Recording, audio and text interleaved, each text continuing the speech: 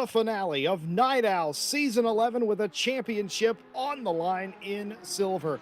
90-minute extended finale here from Paul Ricard coming right up, starting with qualifying. Hello, everybody, and welcome to this fantastic evening and occasion. I'm Jesse Lee, joined by Ted Edwards with Stewie behind the cameras. As always, Ted, it's good to be back. Thank you to, by the way, holding down the fort 1 week ago. Was pleased to come back this week and see that, well, first of all, you didn't burn anything down. That's great because we need the commentary box the way it is. And number two, that we have a fantastic championship fight coming down to this 90-minute finale, Ted. Yeah, for once, Jesse, I didn't torch the place. I don't know how. I broke a lot of things, but no, it wasn't too bad. Stewie was alongside me with the commentary and obviously the beautiful cameras always. But yeah, we are on 90-minute final, round 6. Is at Port Ricard. It's going to be an interesting one tonight. You know, there's not many cars, unfortunately. Some people have to do other things, so everyone's going to get at least the top 10.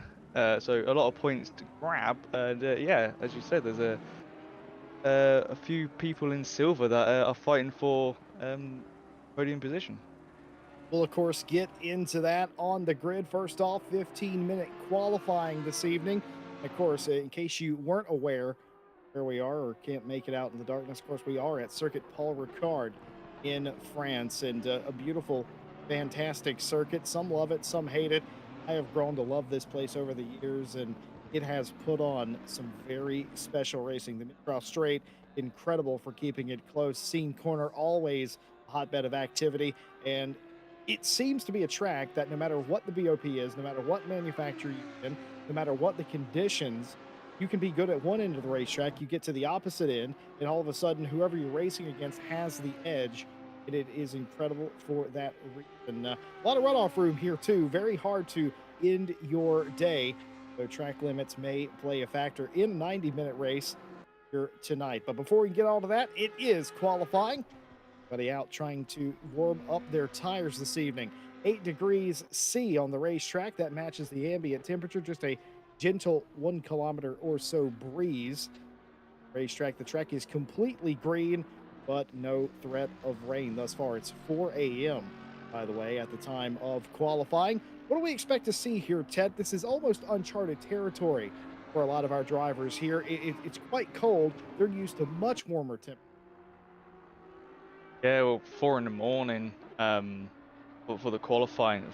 Same with the race. So you know, these are probably the temperatures they're gonna face, and you know, there's not much grip as you see. Is a green track that we see at the top right, and yeah, 8 degrees ambient, 8 degrees track. Then them tires are gonna be real cold, so you have to whack them PSIs high enough so they can try and get warmth in there. Close the brake ducts quite a bit. You know, on the back straight, you're going to be cooling the tires down really fast. You know, with the brake ducts as normally you would have them normally during the day. So it's going to be a different one. A lot of these guys haven't raced in these cold of temperatures. They've raced in the dark, raced early in the morning before, but yeah, nothing like this. Yeah, it's a very different scenario, and of course, that's the brilliance of the Night Owl Championships. Is things happen in Night Owl that you probably don't see most of the time anywhere else. We've seen drivers use skills that they learned in Night Owl, make it to other championships and succeed at it. Laguna Seca, by the way, we ran a race here, I think it was C6 or something like that, at Laguna Seca, where it was absolutely middle of the summer, boiling hot, talking 36, 40 degrees C track temperature, and all the drivers that were in that race, they didn't like it, obviously, because it was very hard to get the tires to stick to the racetrack, but they learned something. We had an endurance race quite just a little bit earlier this year. The drivers that finished on the podium of that, 2 out of the 3 of them had raced in that Night Owl race. I find that very interesting. You can learn skills from Night Owl, even if you don't realize you're doing it. Maybe tonight is the night. Timothy Flamger, the Alpha Sim Sport driver, one of the first out on a timed lap. Now, we talked about the cool conditions. Let's talk about the racetrack in particular here. Certain corners around here, very particular, very easy to get your time disallowed. And in a race format, very easy get a drive-through penalty for track limit. Yeah, track limits here is if you're pushing it, you can easily pick up 3 and then 4, which would be your penalty you'll get, and you'll have to serve a drive-through, and it's definitely something you want here. But these drivers will definitely be pushing it to the edge, and with the colder temperatures, it's going to be a lot more slow. It's like you'd be on ice sometimes, especially if you don't have those pressures at the proper PSI. So you just have to watch out for ETs today, but have to see what these drivers can do. Certainly going to be a tale of who can keep it on the tarmac. Easier said than done in the dark. By the way, Flamger set the early benchmark, but that was beaten by Jordan Daly. Now Dario Barzaghi to the point of 55.010. Call it a 55 dead, and let's get on with it. The next lap that you'll probably see that anybody can beat that. It will be a 54. Not bad for everybody who was able to set a lap. Rudy Philmalter, 999 Porsche, quickest in the silver class over this particular driver, Michel Molteni, the Racing Team number 90 Ferrari. They have been jumped by Neil Pimlott themselves. So a tight race there. It's been a tight race in silver all year long, and it's no different here early in qualifying.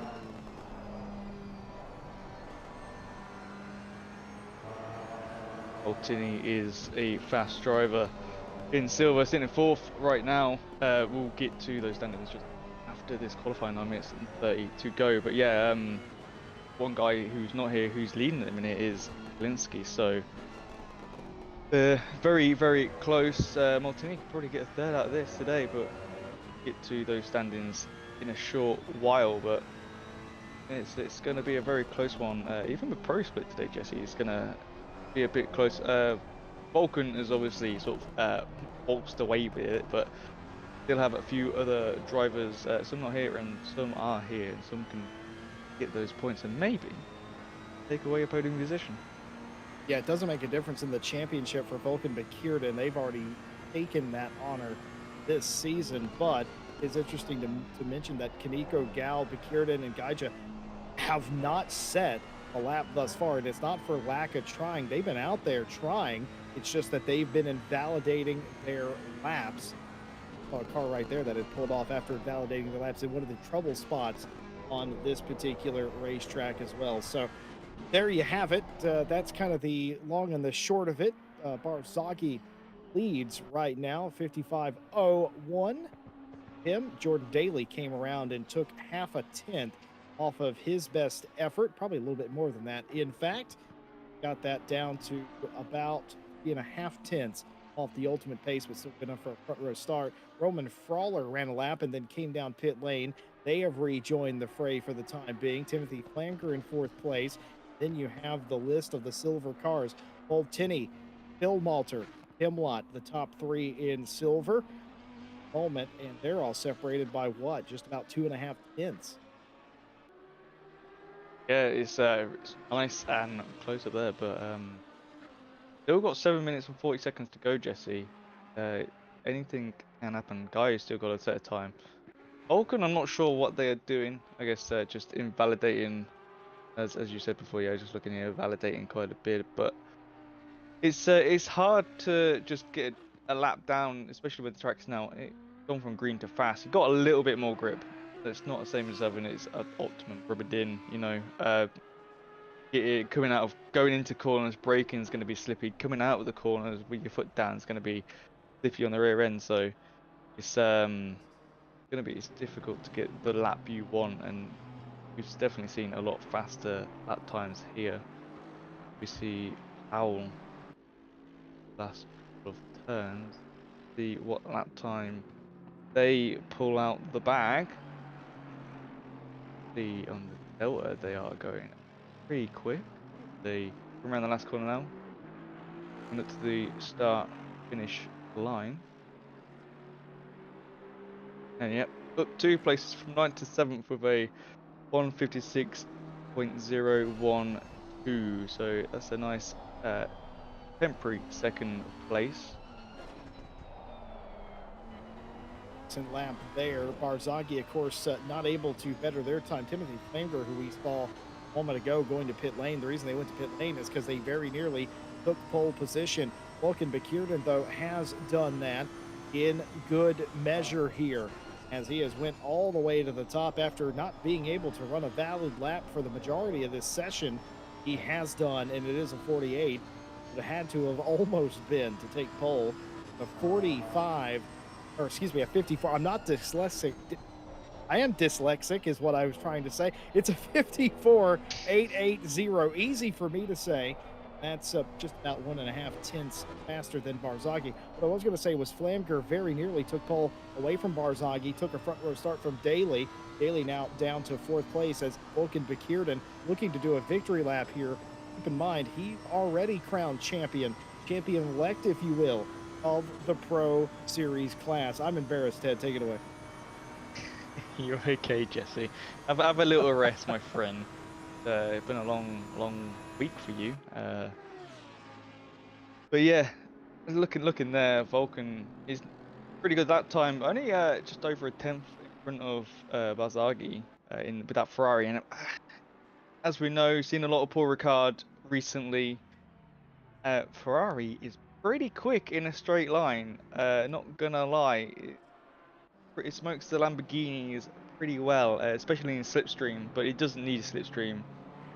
Watched a few cars sit in the toe behind a Ferrari, and the Ferrari is still pulling away. So I'm expecting big things, and probably why Maltini's on pole at the minute for silver. I'm expecting Barzaghi to come out with a good lap. Still got 4 minutes and 20 to go, so about 2 laps, a lap maybe. So we'll have to wait and see. As Puccini Well, goes from 13th to 11th, very nice lap time. sure is. Maltini continues to lead, but now it's Gaija in that position. And just as I say that, championship hopeful Neil Pimlott goes to pole position. Keep in mind, too, that there's 2 pole positions that get points here in this series. So not just overall pole gets points, it's pole in both classes. For Neil Pimlott, that's especially important because that lessens the load that they have to do in the race as well. So if they're 10 or 12 points back and they get the 3 or 4 points for pole position, that's at least a position or 2 on the racetrack that they do not have to get manually, that they get just for being quickest in qualifying. And we have seen that play a huge factor. In fact, in NIDA, we've had a dead tie because of a car getting a pole position and a win. We had to go to count back on that occasion. Welcome into our lovely chat. And wherever you are in the world this Saturday evening, we thank you for spending a little bit of your time with us here on RCI TV. Hope you're well and all of that. This Katrina Scott person, Ted, do you know them? They keep coming in. They come in every week and say, "Hi, I'm new here." I don't think they are. I think we should find out who Katrina Scott is. Well, if you've been watching RCI or been around in the Discord, you've probably seen some of the liveries that she's made for a few of close friends we have. Made one of the RCI liveries as well for one of the staff teams, not the esportsy guys, but just the normal staff ones. Also red, very nice livery she made there. She made 2 of them, and we changed our mind to switch to a different car, and wasn't too happy about that. But yeah, she's a well-known person, very good at doing the graphic of the design. Sure does. She does fantastic work. Shout out to her. If you ever wondered who Katrina is, she's a frequenter of our chat, and certainly I love her work. Just fantastic stuff, done well. And of course, ACC, you got to get it within a certain limit for a lot of series as well. Her ability to get a livery to look fantastic, but also fit to the megabyte or megabit in some case requirement is incredible as well. It takes a skilled hand to do that, not lose quality. Final couple of minutes here qualifying. The track has gone fast, has been for some time, has helped some cars go quite a bit quicker, including Bekirden. Ran a 54.8 the last time we talked about them. They've been taking another 4 tenths out of it. Clearly the class of the field all season long. The Lamborghini helped around Paul Ricard because one of the Lamborghini's party pieces that it doesn't get to show a lot is how slippery down the straight that car is. Very quick indeed. Showing off here. Of course, everybody else. We have several Lamborghini in this series. I think the track selection sometimes favored it. Of course, we had some of the American SRO tracks in here, which different BOP for that particular car. Very competitive around those tracks. Final minute here.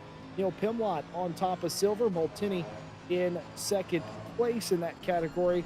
Pavel Gaija in the third place. All those spots back there in silver, very close.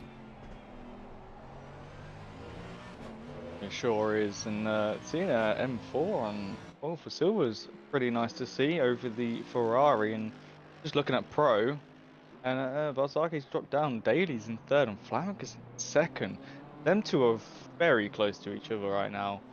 Very nice lap times by them. Here's Pimlott again. Can he improve? Well, yes, he can. He's fifth overall. Gone past Fraller by almost, yeah, a whole tenth. So that's very nice. And there's a Razor taking over at Fraller now for fifth in Pro. Oh, the 6 cars are here today. How does second in silver as well? Martini finishes in third at the moment. Does go faster? The Stormwater coming out the last corner in that lovely Porsche. They come out of 10th place. No, they stay 10th, 4th in silver. Still a very good effort, especially in the Porsche around this track.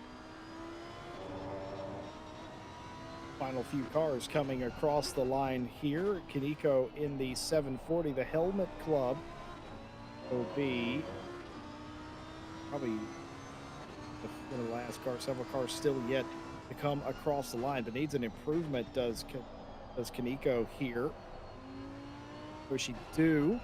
And a Lamborghini. We talked about how slippery they are. The other parts of the track they may struggle just a little bit, but looking to gain a bit more of a foothold. A couple of tenths would be a difference for them, and it has been just that. A nice lap of 56.360 jumps them at least one spot in that class.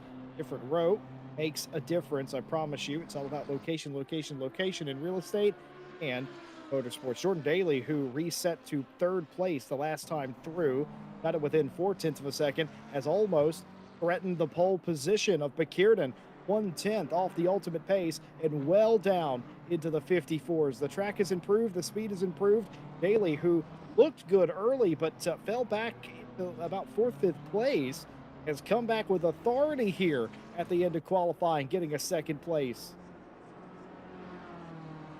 Friday coming across line 5th overall and in Pro, and does it for all the drivers. Yeah, Daly, amazing that time. I think Vulcan is different boots, as you say, but looking here, the 54, the 197 and 19 take first, second, and third. Let's see, Flamengo doesn't have a purple sector.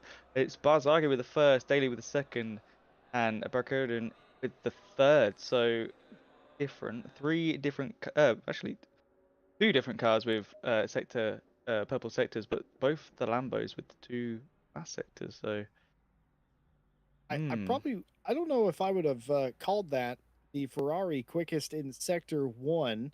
Would have probably have given that to the McLaren of John Arazer or someone like that, but that was an excellent first sector by Barzaghi to get that time for 4.75 in these conditions. Good enough for the pole position. And as the cars sit on the grid, getting ready to go for the final race of Night Out Season 11, let's take a look.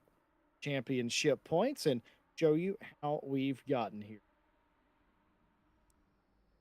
We'll start off with Pro, and with Pro, the cars, it looks a little something like this. American Vulcan Bekirden, 173 points. They are champion-elect today. Even if they do not finish, they cannot be overtaken, especially with the pole position they've already gotten. Dario Barzaghi in second place. The Italian driver, 122 points to his name in that Ferrari. It's been exciting watching them. Francesco Fonsa with 78 points in third place.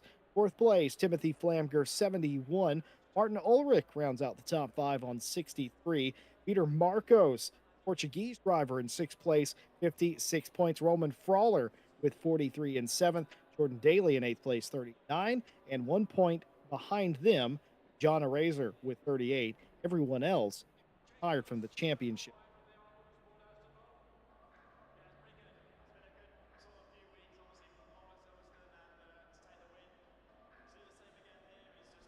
Moving on to the silver class of cars, this is where it gets incredibly spicy. The full Vindaloo, if you ask me. Pavel Galinsky has the championship lead by a single point over Lucas Bilski, but I am told that at least one of those drivers not here tonight. Neil Pimlott has an outside shot of the championship. It's mathematically possible, and with that pole position, it's more than mathematically possible. He now has over 120 points, very doable for the Brit in third place. Michelle Molteni in fourth place, 95 points on an island unto of themselves. Freddie Philmalter, the South African, rounds out the top five with 67, but has a lot of drivers behind them. Kevin Boss has 66, but I didn't see him on the list, and I know he's been in the chat. Adnan Pusina was 66 as well. Behind them, Masatoshi Kaneko, 65 points, looks to benefit greatly. Might even have a shot, probably does have a good shot at a top five tonight. And Gal with 48 points, rounding out the top 10. Pavel Gaida with 23. Outside the top 10, the only driver still in the championship, Thomas Jelinek with 5 points. Everybody else has retired the championship.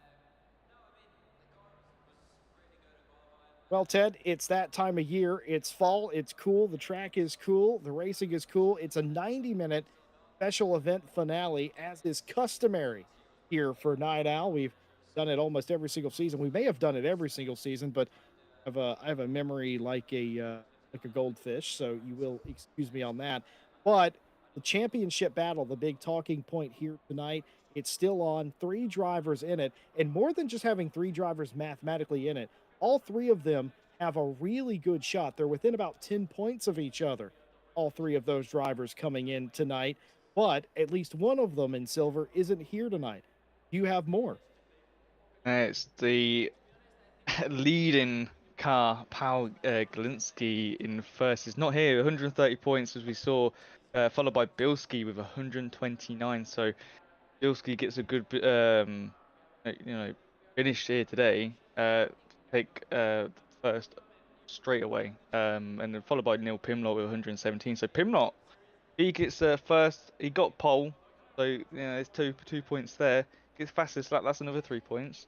He could be fighting with Bilski for points. Maybe, depends how Bilski's race goes. But yeah, there's a lot of people still around. We've got Maltini, Philmotter, and Pusina, Gaio, Kineko, Powell still here in silver. Still a few silver cars. I think there's only three that aren't here that are still in the championship. So still quite a strong grid for silver. Pro on the other hand, obviously Vulcan's won. Dario is in second. Don't think they could lose second place even if they don't finish the race today.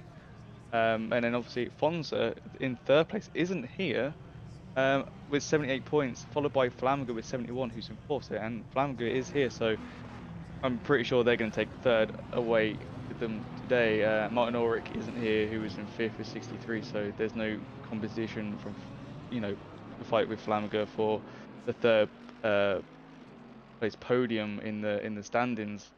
Victor Marcos isn't here, but Roman Fraller is here, and Jordan Daly with John Arazer. So they still fight for some points and an overall position in pro. So there's still little fights going on, Jesse. Big fights in silver, small fights in pro, but a fight is a fight, points are points. Well, we had a question in chat during qualifying, and I think it's a more apt time to answer it than ever. How do you heat up your tires around the track, and how do you do it in general? Well, ACC, every sim's different, just so we're clear. There are certain sims where weaving about doesn't work properly. There is certain sims where brake dispersion of heat into the tire wall doesn't work. All that does work in ACC. A lot of people will not really favor the weaving too awful much, taking the life out of the tire, and it's little gain unless you aggressively weave. Dragging brakes, a great way to put heat into the sidewall of the tires. A lot of people will do that in general to heat them up, but you can weave. More importantly than anything, though, just cornering really hard under race condition is the easiest part. But on a pace lap, what they'll likely be doing is dragging the brake a little bit. They'll weave around a little bit, get a good feeling out of the car. More importantly than anything, stay on the racetrack. Don't pick up anything on your tires. Be smart about how you do it. We have seen people trying to put heat in their tires too. Or quite recently, Zandvoort called a race where a car was aggressively weaving, trying to put heat into the tires of their Porsche and looped it before the start of the race. No more feeling than doing that. Ted, do you have any more tips on how to heat up tires on a cold night? Well, it's yeah, weaving is one of them. I'm not sure if you can get the graining from it. I've heard about that before, but not sure Don't do it in nowadays. the BMW touring car. It will grain though. But closing your brake ducts will help a lot. I've said that before. I said that in qualifying. It's so cold that you know you're coming down the back straight, as we just seen the cars come off it, and that's where you're going to lose a lot of tire temp. Your brakes are going to get so cold towards the end of that straight, and yeah, you'll warm them up in this final sector, but those tires are going to be super cold and coming around this long right-hander. You can easily lose a rear end or even lose a front end. That's not what you want to do. So people will probably just be holding the brake a little bit on this formation lap because you can warm the tires up that way with the brake. So just have to see how everyone fares with these temperatures. So Ted, I've got a final question. I've been thinking about it for the past hour or so before we Hmm. go green here. Obviously, the motorsports games, the FIA motorsports games going on at this very track right now over this weekend. Was Paul Ricard as the finale for us? Was that a conscious by you, or is it just an accident? It was a happy accident. I didn't even know the FIA games were going on, but I was quite delighted to find out they were, and had a little watch, and it was fun to watch, to be fair. But yeah, it was a good, happy accident. Let's just say I'm very familiar with this racetrack on a different level. All of a sudden this week, lovely track. Some people love it. Some of you chimed in chat said that you did like it. I'm definitely in the camp where I think most racetracks are pretty awesome. But for the final time in season 11, the lights go on, the flag is dropped, and we're racing here in Night Owl. 90-minute finale just past 4 a.m. Track is fast and an easy getaway for Bakirden up front as everybody's squabbling over third place as it looks like Daly's gotten through. No major incidents, no flags in the very A for the first time through. Everybody gets through that, most of them single file, till right around you get to about 10th place. Then they're stacking up, all fighting each other still. Yeah, it's nice to see the clean racing going on. You know, tires are not up to temperature. Definitely not. They might be creeping up now, but they're coming up to the back straight. And as I said before, you're going to lose so much tire temp, so much brake temp coming down here. But yeah, very well done to all the drivers for the first half of the lap. I don't want to jinx it just yet because we're coming up to a nice fast right-hander, but yeah, it's not going to be easy controlling it on the first lap. Probably takes a few more laps than normal to reach the optimum temperature, but yeah, I'm just watching Daly at front, side by side. I think he's just been overtaken by Barzaghi, if I'm correct. Very hard. It's going to be very hard for us to see as well. Whatever you're seeing on your television screen at home, trust us, in our booth, it's the exact same thing. And the low light level does make it very difficult sometimes. But there is Dario Barzaghi very clearly in second place. The Team Ballas Esports Ferrari in front of Jordan Daly. So Dario Barzaghi putting the chase to Bakirden now. Daly in third place, getting caught up from behind. That's Timothy Flamger in the 19 Audi. John Arazer right behind him. They're all still tightly compacted. We come down the pit straight to complete lap one. And what I can only believe, unless I'm corrected by our live stewards who we have had with us all season long, of course, unless I'm corrected by them that there has been an incident, I'm willing to believe there hasn't been. An excellent start. Yeah, very well done. Obviously, Daly losing the position there as we saw. I'm guessing that's just whole tyres. He's not got them warmed up. in qualifying they're going to be warm. That's why he got that good lap in, got that second place over Barzaghi. But Ferrari obviously they've got better pressures or just heated the tyres up better than Daly did, and Daly's just lost that time. But you know, it's an hour and a half race. He can still get it back, and you know, like I said, anything can happen. Like, as we all know, things can go wrong. Um, Mistakes can be made. Just trying to keep you cool and keep you head in the race. Speaking of an hour and a half race, we, as always with Night Owl, have random pit requirements as well. Drum roll, please, Ted Edwards. What are the pit requirements tonight? There isn't a pit requirements, Jesse. It's a weird finale. Normally we have tire change or with a pit window or pit window with a liter of fuel, because obviously they need to take fuel. They can't last an hour and a half. Bentley maybe, but we don't have any Bentleys, so everyone needs to take fuel at some point, and that's the thing we'll see, Jesse, is different strategies coming from different drivers. Will they take it in thirds? Take fuel? Will they take tires as well? At the last, the second, third, the last pit stop they need to do, or are they going to half it, do 45 minutes with half fuel, take tires, or just half fuel, half fuel? Anything can happen. It's going to be a weird one, but I like to see what they do. Well, question from chat answered by Tom Bryant as well about what some of the quickest cars are here. Of course, in the GT3 category, you can't go wrong with the Lamborghini. You can't go wrong with the Ferrari. What you really don't want to be driving down here is the Porsche. But we'll say, talking about the motorsport games, I saw a couple of really talented, like top level, top in their nation esports drivers really wheeled Porsches this weekend. They lost time down the Mistral Straight. Of course they did, but they made it all back up and then some in the first and third sector. And in fact, we're absolutely fastest of all in the third sector. But if we're talking about outright speed, there's only one car you really need, and that's the Ferrari Challenge car. That thing will light up the speed trap. Yeah, well, me and Tom Bryant have had first hand when we did the EWC race here, the 6 hour, and we were flying in the McLaren, to be honest. Yeah, on the straight it's not fast. As we see Maltini in the Ferrari just blitzing Bilski. I say, will they get in front? Just about. Very nice done by those drivers to keep that clean. But yeah, on the straight we were slow, but in the first and third sector we were flying. We had all the grip you can ask for. It was such a lovely car. And then the Triple R Ferrari came past us on the straight like it was nothing. So yeah, it's Ferraris are full. A little bit of touch there.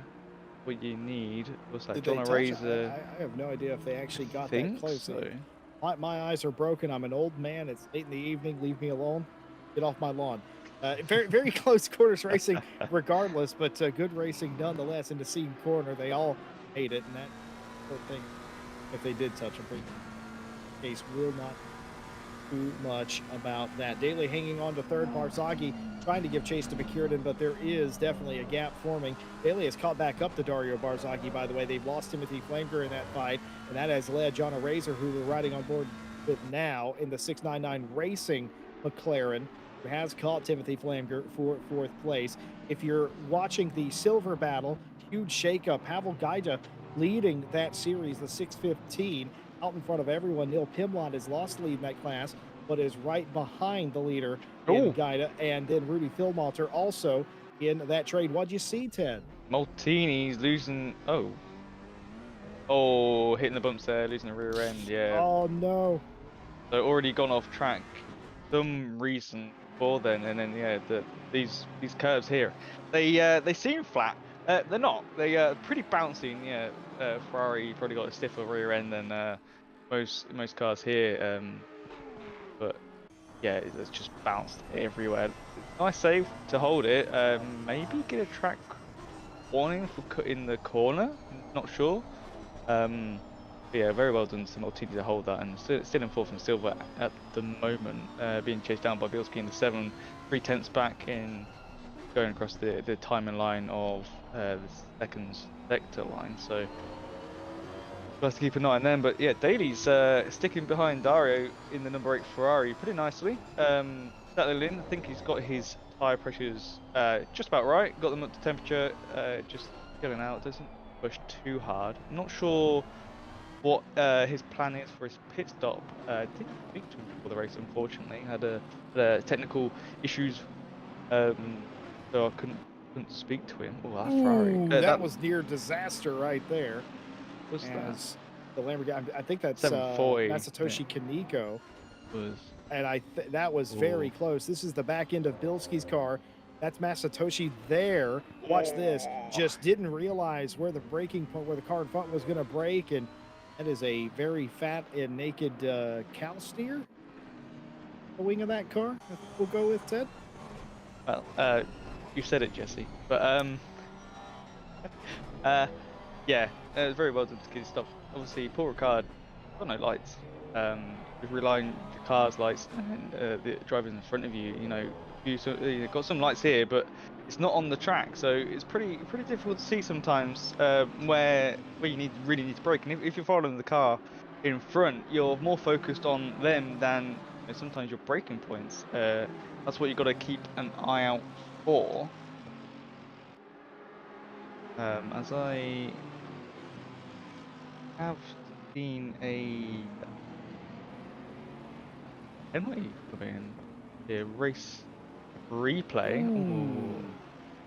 That's Fillmore and Bilski, I think.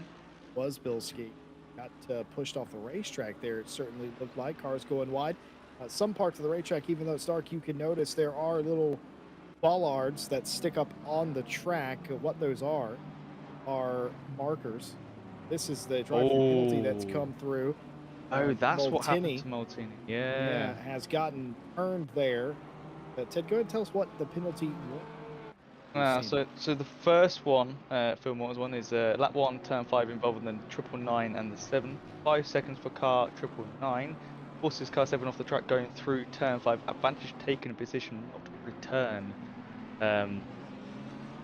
So that would be with Fillmore and Bilski, as we see Powell come in for their drive-through, which was on lap 3, turn 4, involving the 90 and 615. Drive-through for car 615 takes out the 90 position not return. Obviously, we saw Maltini 90 degrees, which is not the way they should have been pointing. But yeah, very unfortunate. But you know, penalties were given out. The Barzaghi with a massive slide, and Daly boots on by, but that Ferrari won't take long to get past Daly again, I don't think. The helicopter cam doesn't really do that justice, and especially in the dark, it's hard to see, but that's a hill.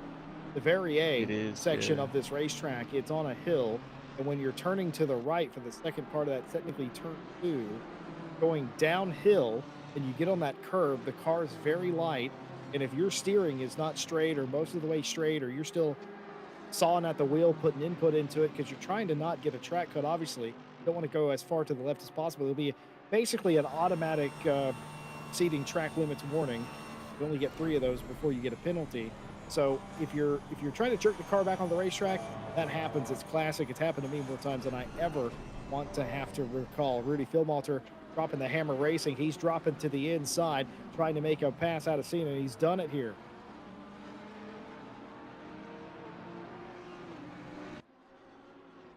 That was not Piscina, that was Pimlott. It's okay. I swear you just says overtaking Piscina. Nope, I was talking about Rudy Philmalter overtaking Neil Pimlott, Ted, but that's okay. I don't know what I had then. Are you okay? Who's in my ear? I don't know.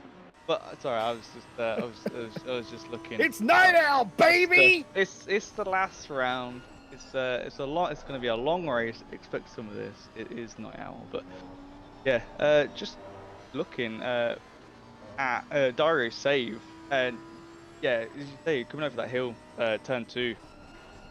You are 3 wheels. You got 1 wheel in the air, and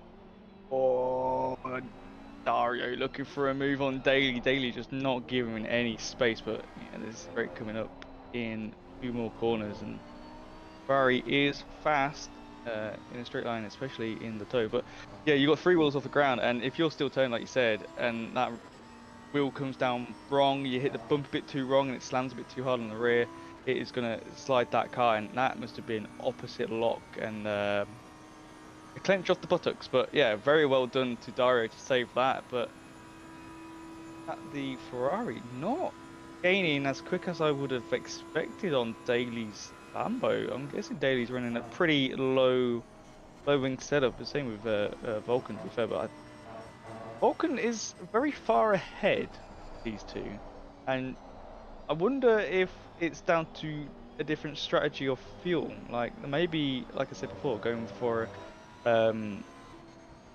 hitting third into the race 2 times, so a lot less fuel, and Daly maybe going for a half. Same with Dario. Very interesting, Barzaghi making that big mistake. You said that you felt that Barzaghi had the legs, and well, I would tend to agree, but Daly did catch back up to Barzaghi before that accident even occurred. Now Daly's back out in front, and if Daly has decent enough pace, and look at him just drive away here on the straight, in fact, that's going to make it incredibly difficult for the Italian driver from Team Ballas Esports to get back by him. Rudy Philmalter, by the way, we saw him make the pass for the lead in silver over Neil Pimlott. Philmalter has a 5-second penalty in that 999, but in his favor here for the South African, he's already gained nearly half of that penalty in gap back to the second place car. He can continue this. That 5-second penalty will not matter in the slightest. Yeah, got another one through. Just a warning for car 19, avoidable contact on 699. So that was Flamger and a Razor. Probably just a little bit of a door banging, which we don't mind over here as long as it's clean and it's not, nothing stupid. There's always going to be a bit of scraping when you're side by side going through corners. As long as each driver is trying to give each other enough room, and it could just be a little bit of a slide or whatever. It's perfectly fine. But obviously, if one goes off and spins around, then that will have to be looked into by our lovely stewards that, fortunately for them, have to sit here for an hour and a half, Jesse, with low number of cars. But they didn't have to. They do it out of their own kind hearts. But give it to our lovely stewards here at RCI. Speaking of, one of our eagle-eyed viewers in chat, Vonta Blue, has pointed out the last lap at least, potentially the last few laps, Vulcan Bekirden has been nearly an entire second quicker than the rest of the field. And in other news, the water is wet. What else is new? Absolutely incredible job Bekirden has done this season. Has just taken it to all these drivers seemingly out of nowhere. It's our first experience with Bekirden as far as I am aware here at now, but it has been just a fantastic season that they have ran, and all credit to them. They've done it in what can be, the best of times, a tricky car to control. But they've had almost no issues in the Lamborghini.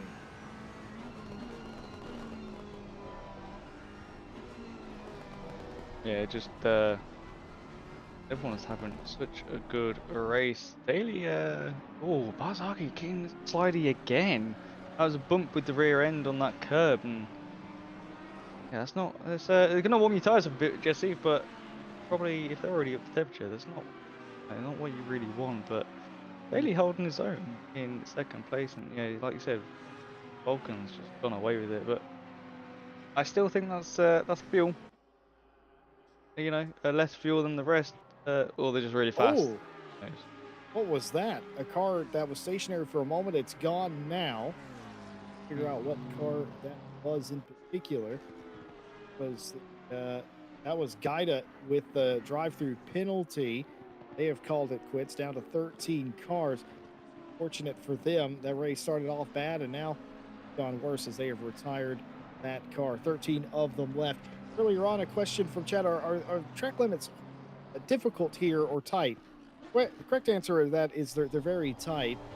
some tracks give you quite a bit of leeway on what you can and can't get away from. Paul Ricard's not one of those tracks. If you go outside the bounds even slightly, if you hop a curb, as they say, meaning all four tires went over the curb in some areas, particularly in sector one, that will also be a track cut. If you go wide on the exit of turn one into turn two, like we saw Barzaghi do in Wreck earlier, that also is a track limits warning. If you cut down in the tight right-hander at the end of sector one that we're coming up on, cut either to the inside a little bit or the outside a little bit, if you leave the tarmac, that is a track limits penalty no matter what. This is the corner in question. If you hop the yellow baguettes, if you go over the pink and white curb on the outside, that's a warning. If you go over the blue line here, that's also a warning. If you cut this corner to the inside, that's a warning. If you don't get inside those tiny little chevrons, guessed it, that is also a warning. Sector one, full of those, very easy to rack them up.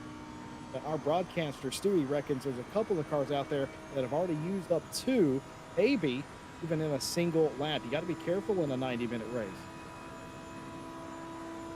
Yeah, the last thing I want to hear is someone over the radio saying, you know, you've only got one more, and then the next one is a drive-through penalty. And like we saw with the 615 was in first, and then got the drive-through and has decided to call it a day, which is understandable. If they're at the back, they're only in 10th in silver, 23 points. Power Geiger, obviously, you know, not really fighting for a podium. Unfortunately, missed. Well, didn't miss. Only missed one round, but you know, didn't have very good finishes. Unfortunately, maybe next season or so they can get a better finish. Different tracks, different car, who knows? But yeah, it's a shame. But you can see what happens when you get a drive through here, especially when you're still this close together. Yeah, even if Vulcan got a drive through now, they'll still be put back quite a bit. Definitely not something you want. Yeah, pit entry here is pretty horrible. You've got to slow down quite a lot. Very sharp right-handed to get in there, and the pit board's right in front of you as soon as you turn right. So not the best of pit lanes, but it's better than Spas. Yeah, it really is. Humorous conversation. Oh my goodness! Michel Molteni goes completely sideways, seesawing at the wheel, but an excellent save from the Racing Team driver.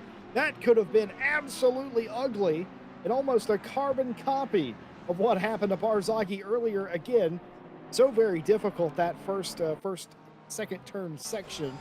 The elevation, though a lot of people probably think of this as a flat track, there is considerable elevation changes, and if you get over that curb and unsettle the car while you're essentially falling down a hill, things like that can happen. You got to keep the steering as close to straight, or have it as close to straight if you're going to try that strategy. Miss it by a millimeter, and things like that can happen. A scary moment, but all things considered, all taken in account. Rudy Philmalter gapped Pimlott by 2.5 seconds, but it hasn't gone out any more than it was a little while ago. Pimlott keeping pace, albeit 2.5 seconds behind. This would stand, and the pit stops were equal, of course. Philmalter would exit pit lane behind Pimlott at minimum, and likely behind Molteni, probably in front of Bilski, I would say. McKiernan leading the race, the fastest lap of the race, and everything all to plan for the champion-elect in the pro category. Still up for grabs in silver. We'll try to bring you almost live points in silver as they run a little later on into race. Still more than an hour, you know. The normal race, they'd be almost halfway done, but not there tonight. 4:30 in the morning with a fast track. Everyone here was in silver class. Yeah, an hour and 8 minutes to go. That was a quick 22 minutes gone by, Jesse, and the track is still fast. It's not rubbered in. Obviously, we haven't got many cars, but because it's so cold as well, it's just not getting any heat into the track. It's it's just not warm. They're not as much grip as the drivers really want, especially for some of the other cars, like Razor would definitely want, Razor and Flamco definitely would want a bit more grip for sector 1 and sector 3 for the corners. They can catch up with the rest of the pack, but fortunately, a bit too cold and a bit too early in the morning for that. Roman Frawler finds himself in a fight for 5th place overall and 5th in class, of course. John Razor that position. Roman Frawler for Apex Missing Professionals. Hey, I could join that. That's finally an esports team I could join. Roman Frawler, sign me up. Get back inside the top 5. John Razor and the 690 player trying to keep that from happening. Seen some spectacular defensive driving in the past here at Paul Ricard. The way to defend in Sector 3 at Paul Ricard, quite simple. Park your car on the apex. Don't let the car get a really good run at you. And that is pretty much job done. Doesn't matter how slow you are. Park it on the apex and make the corner. Can't do a whole lot. Going the long way around the outside is possible, but it is incredibly difficult if it is close. Gap between cars. What I was saying earlier about humorous chat, I realized I never actually said what I thought was funny. Katrina asked, how many drive-through penalties do you think? Kevin Boss, who was part of this championship but is away this weekend, watching from his hotel room, just said yes.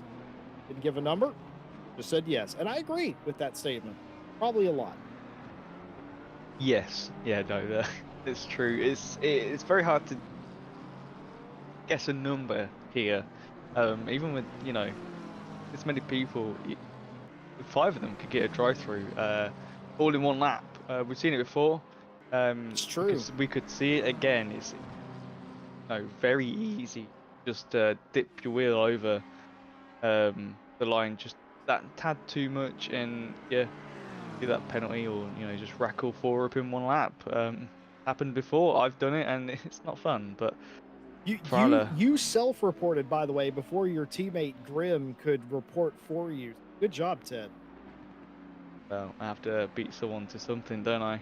Just so we're clear, Grim, Ted started that story before you ever typed that. And I know it's gonna sound like he started that story after you did that, but I promise you, conscientious objector here, he started that story. He was telling on himself beforehand. And also, Kevin, I will take that particular invite to the Wheelie Slow Racing team. I definitely fit that bill. I have all the hallmarks. Finish at the back of the pack, several laps down. My lap times aren't good. I'm low on the leaderboard. Sign me up. I have a little bit of news from the front of Pro, and just looking at Daly's times compared to Vulcan's. Vulcan had a 55.697. Daly did a 55.712. So Vulcan slowed down quite a bit. His fastest lap is a 154.620, and Daly's is a 55.380. So quite a lot faster, almost 7/10 faster than Daly with the best lap. But last lap was almost exactly the same. So is Vulcan just slowing down a bit, trying to save some fuel, maybe to make it go a little bit longer, or just relaxing a little bit with that 9-second lead? I still don't know what's going to happen, because we see Flammer's close to Dario, and Dario's close to Daly. Then it's just a massive gap, and then we've got a massive gap between Vlamger and Eraser, and Fraller and Eraser, as we see here. Have been fighting the past lap. We were watching them go side by side, and very clean racing, as we see Fraller going to try to go for an outside move again. This fast right-hander. Everybody tries to defend down the inside, which is smart move. Oh, wiggly car there around the outside. He's not going to be able to get it done as Roman Frawler. They're going to have to try and cut back in whenever John Eraser goes wide, and see if that works out. This is Frawler's attempt. Goes out wide and just drives off the racetrack. This is allowed, of course, as long as you stay on the inside, and just, too much angle there. Had to fight the car, lost a little bit of momentum. Otherwise, after Cini would have had another opportunity here. Very wisely decides to try and cut it back to the inside, but that didn't work either. They end up in the same configuration that they came into that section of the racetrack in. John Razor, though, did exactly what I was talking about doing, and it's the only thing you have to do. You see what he did? He parked his car on the inside apex, and while you think that that puts you at a disadvantage because you're going slower, and it does, the distance around the outside of these curves is so large, it just does not matter. That's knowing the game, John Razor.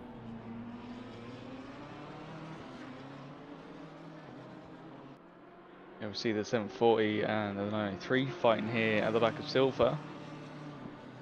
Very nice and clean between a Lamborghini and the M4. German versus Italian manufacturers fighting here, and the 740 does go through past the M4. Very nice into turn one. Very clean move, and very well done to the M4 just to not really, fight it too much. Not cut across, but we go for an outside move, maybe. Thinking twice about that. I would say a move could be made on the back straight. Oh, Ooh. that was very close. Very well done to Pacina to get on the brakes there. The Lamborghini just catching that curb a bit too much, and rear end just a bit slidey. Oh, that track cut there, it went straight through those little metal bollards, and it's possible that that was indeed a track cut. I was more concerned about what would have happened if Lucina would have hit the back of Kaneko there. That could have been a huge accident. By the way, the only stewarding decision that has been required, penalties, a warning for Timothy Flamger for causing avoidable contact. I know they're looking at something down there, but if and it is not an incident. So moving right along for that. They're not investigating any incident right now. It has been rather clean, other than a couple of argy moments in this race. But he has cycled out quite decently, I would say. The battle for fifth place does continue between John Razor and Frawler. Frawler nowhere near close enough to make a move here. Get a great exit out of the final turn and continue to try and gain that gap back. And one thing that I was noticing watching Frawler's car, just way more brake and turn in ability than a Razor has right now. That's been exactly what I was talking about. That makes the difference. That McLaren is having to slow up so much for the corner, just does not have the bite, as if the tire pressures are a little off. Frawlers, I would argue, are on point in that BMW. They're able to close up quite mightily. Loses a little bit on exit. It also might be the strategy from a Razor is trying to get better exits, but on quarter entry every single time, Frawler gets it. Now, this is interesting, Ted. Why would Frawler not want the slipstream of the car in front? maybe, well, as we've seen a lap ago and the lap before that, they were going side by side through the right-hander here. Maybe going to try and go for a switchback, or try and swim it in the last sector. Well, they're in the last sector now, but the last few corners at the end of the track here, because the outside is not working for them. As we see, they keep going side by side through here as well, so maybe trying to go for something different. A bit of a slide there from the BMW. That's nicely saved, but yeah, I'm not too sure. We have to keep an eye on that at the back there. But these three now caught up. Flammer's caught up behind Dario. Dario's behind Daly, going a lot faster, 0.3 a lap. Flammer's doing the same, 55.4. Flammer and Dario. Daly's a 55.9 that lap. So Daly losing a bit of pace half an hour into the race. Now I wonder if tyres are pretty worn. Maybe he's hammered them a bit too much. Pressures might be dying. Might be getting a bit too low. Don't actually know, but his pace has dropped quite a bit. But he's defending very well. But got the straight coming up and got Ferrari right behind him. So just wait and see what happens here. But I did see one thing, Jesse. The 903 Pacina has done a pit stop. Sure has, and that's an early stop. Typically you would want to break this in half and go at the 45-minute mark, but the early pit stop, it's a common thing we see in races that are 90 minutes, where you come in on the after the first 30 minutes when there's an hour left in the race, and you run it sort of backwards almost, where You do the first 30, then you run the last hour as if it's an hour sprint race, and you're more familiar with that. You know exactly what you need. Most of the drivers will come into the 45-minute mark shortly. Jordan Daly defending down the inside here. And again, that's all you really have to do. Successful defense. Barzaghi takes a look. He's going really big over the curbs. That's not a cut there. Still had two on the tarmac on that particular instance. And also here comes Flamker lurking in the background. Thought about making a move after a scene. Couldn't quite get the lane that he liked. Fell back in line. Wanted to see what Barzaghi was doing. Barzaghi made a move. Wasn't the correct move. Timothy Flamker, the Alpha Sim Sport driver, riding on board of what he sees here. Calculated by Barzaghi, trying to follow him through the section. Realizes it's not on. And Jordan Daly survives for at least another half a lap. Yeah, very nice defending by Daly there. I can already tell you, Jesse, he is wetting in that car now. Did a 56.3 last lap, 56.4s for Dario and Flamger. So they're a little bit faster, but holding them up. They were doing 55s, high 55s a minute ago. So yeah, Daly just holding them up. But that's what Daly needs to do if he wants second place. Bekirden is just rocketed off in that Lamborghini. The 54 Lamborghini is just gone 11.2 seconds now. Not as fast as they were before, but just chilled out a little bit. Knows they don't need to go too crazy. They've basically won the championship, and that was very close by Dario. That's very close. Have to keep an eye on his track cut, see if he gets any more, but trying to break the toe there from the Ferraris. We saw the Ferrari ones had him by the... Oh no! Happened? Dario Barzaghi! He's hit it! You can't do that! I've seen that 100 times! It is a silly mistake, but you don't know it's there until you hit it. He has hit where the old GT chicane is. He's hit the bump in the road where the rubber, or not where the rubber, but where the sidewalk is. Yeah, there's a little bit of a bump there. I've used every term except the correct one. The pavement is different there. There is a chicane. This racetrack at Circuit Paul Ricard has more layouts than any racetrack on planet Earth, and one of them has a double chicane down the back straight. And they sometimes use it, sometimes they don't. You see it in Formula One. They use it in some GT racing. I know it from prototype racing here, where they try and keep the cars going 210 miles an hour down the Mistral Straight. But there's two of them. That's the second one. There's a dip in the pavement there where the curb is. He didn't hit the curb. He could see that, but you cannot see that dip. It unsettles the car because after the dip, it starts to rise again. And when you're out there, you have little grip as it is, smacked into the wall. It is, I always forget that's there. There's no way he recalled it was there. Barzaghi's back into the pit lane. This will be his stop. It will be a longer stop, presumably, because they're going to have to fix that car. He made it to the wall. He cracked the wall, and might that be the end of his run for what could be P2 here tonight?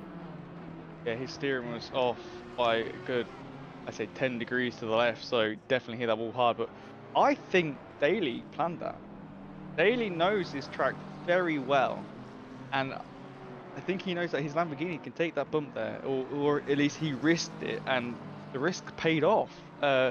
Brought Dario into the danger zone, and the danger zone ended up working, and he found the wall.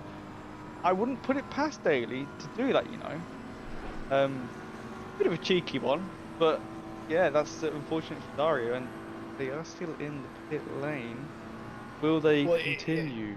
I think they will continue, but it's going to take some time. They did drive, they didn't tow to pit lane, but it would have been massive damage, steering damage, all things considered. And here is Barzaghi joining the fray. They'll have to pass the back half of the silver class here, of course, but they have done their pit stop, and if they got their fuel right, of course, they will not have to come in. So other than the damage, that was the only thing that made that a longer pit stop. Folks, this is the second week in a row here on RCI TV where we've seen a car do that same exact error here on this track.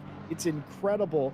I always forget that's there, and there's no way as a driver, when you're in the heat of battle fighting other cars, that you remember that on one specific part of the track, the tarmac isn't level because there's a chicane that they sometimes use down the Mistral Straight. That is incredible that we all forget about that. I remember the Verrier dip all the time where cars loop it or drive back across the track and get hit. I remember that all the time. I always forget about the chicane bump. And there you had it again for a second week in a row. And Barzaghi now probably won't forget that for quite a while. Hopefully he never gets that again. But incredible stuff. The only reason he was over there, Ted, too, by the way, was because Daly was shading him off to the right side of the racetrack, telling him he was going to take the inside line, and Barzaghi was following him. Is Daly going to try and do it again with Flamger? I don't think it's going to work with the Audi, unfortunately, Daly. But well, no, Flamger saw what happened. He ain't going exactly. Over there. So yeah, just looking at Dario's pit stop compared to Pacina's, I'm not sure if Pacina took tyres or how much fuel they took. Whoa, that was very close. That was a heart-stop moment. I think Daly got a little bit scared there as well. I've seen an Audi right in your rearview mirror, but a 1 minute 39.2 for Dario for their pit stop, and a 1 minute 12.8 for Pacina. So definitely repaired, I'd say at least good 5 to 10 seconds of damage, maybe more. We're pretty heavy hit, and the steering was a little bit to the left. But did they just take all the fuel they needed and just going to try and run the one pit stop? Did they have in mind a 3 pit stop? Maybe not. It's a bit, half an hour into the race is probably not right, but who knows what they were going to do. They have obviously now gone to probably plan B, I would say, Jesse, which is very unfortunate, but yeah, they'll definitely stay away from that side of the Minstrel Straight. If you live in a part of the world that celebrates the Halloween holiday, that's as close to a jump scare as you're going to get in sim racing.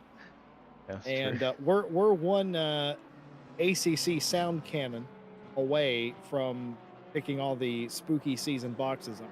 But spooky moment for the 740 and the 903 on lap 15, turn 7. Minor contact between the two of them deemed just a racing incident. Was that particular contact? What happened? Yeah, you called that live, Ted. I'm pretty sure we would call that the Lamborghini just a little bit sideways, and nothing the 740 could do about that in that instance. So good call by the stewards, in my opinion. Yeah, very well done. Here on the brakes from the BMW there. That must have come out of the blue. You don't expect that to happen, but see here, Flamger's caught back up with Daly again, nice and close. Who's in front of them? Is that Pacina? I would say so. Looks like an M4 from the rear. It sure is. So there will be, well, they've already been lapped by the leader, and they'll get lapped by second and the third. Soon, obviously, you got to remember, Pacina did do their pit stop. Oh, well, they don't need to do a pit stop, but they need fuel, so that's what they have done. Let's see who else goes in for one. Pacina's gone in for one voluntary, and Dario not really. Was sort of forced in. I'm looking for a move, or I was like I said, Jesse. Yeah, I was just going to say, I was like, well, he's going to go for it here, and he very nearly did. Everybody at home, let's play a little game in chat as we near the halfway point in the Season 11 Night Owl finale. We are at Circuit Paul Ricard. I told you earlier an interesting statistic about this racetrack that a lot of people, turns out, they don't know. This racetrack has more layout variations that are used than any other racetrack in the world. My question to you is, how many different variations of this racetrack officially exist? Go ahead, I'll give you a second. Think about it, Ted. How many variations of this track do you think exist?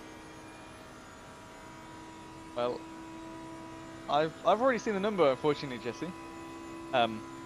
Well, you're cheating. You're disqualified. How many would you have said without looking? I wouldn't have said as many as it was. No, I would have said at least, I don't know, 30. I would have said way lower. I would have went 13.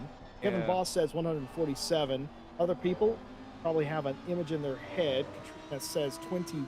All right, I'm going to put all of you out of your misery here. Circuit Paul Ricard, in its current configuration, has 247 different track solutions, it's called, meaning variations. They range anywhere from 828 meters to 5,858 meters in length. That is incredible. That is obviously the record. The only reason I know that statistic is I'm pretty sure I saw it in the Guinness Book of World Records at some.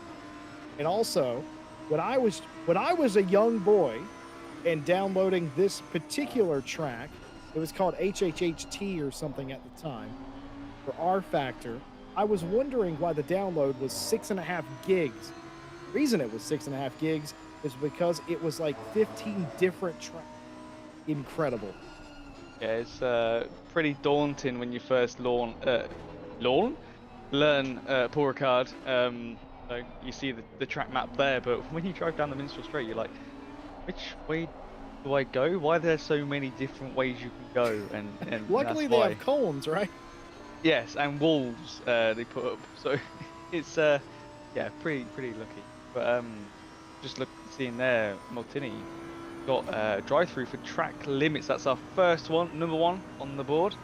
Maltini having to serve a drive-through, not doing a pit, so they will have to come back in again for fuel as we see Bielski's in. We're going to see what their pit time is, and we can see how much Dario had to spend in there for potentially what damage they had. So yeah, it's people are pitting, some people are pitting, some people aren't. But yeah, Martini's drive through dropped them down, I think, one position at least. They are sitting in fourth at the minute in silver standings. Fillmore behind them in fifth, but Fillmore is in front with a 5-second penalty. At this moment in time, we'll drop back to second in silver. But Altini doesn't need to worry too much, sitting on 95 points compared to Fillmore's 67. Sorry, but it is Pustina who could get some more, but them two are pretty far away. So Fillmore probably got that 5th place in the bag, but still 45 minutes to go, halfway into the race, as these two are still fighting, Jesse, and Bakuridan's in the pit. Or Sure is. Vulcan Bakuridan in pit to the attention of their team. Almost spot on the 45-minute mark. I definitely expected this to occur, and luckily for me, for once in my life, what I have predicted has come true. Bakuridan into the pit lane, so is Eraser, Phil Malter, and Pimlott. Phil Malter, of course, has that 5-second penalty, and he was not able to get Pimlott by 5 seconds. He got close, though, and a few tenths behind if it's a perfect stop. Jordan Daly inherits the lead. Timothy Flamger from Alpha Simsport goes into P2. Some of you were probably wondering, why is Daly fighting a car that's so much quicker than him, Barzaghi, at the time? Well, that's why, because Barzaghi had already gotten loose several times, and you don't ever want to give up real estate. And at some point, you've got to believe in yourself that you can outlast him. Definitely outlasted Barzaghi. Do it again with Timothy Flamger.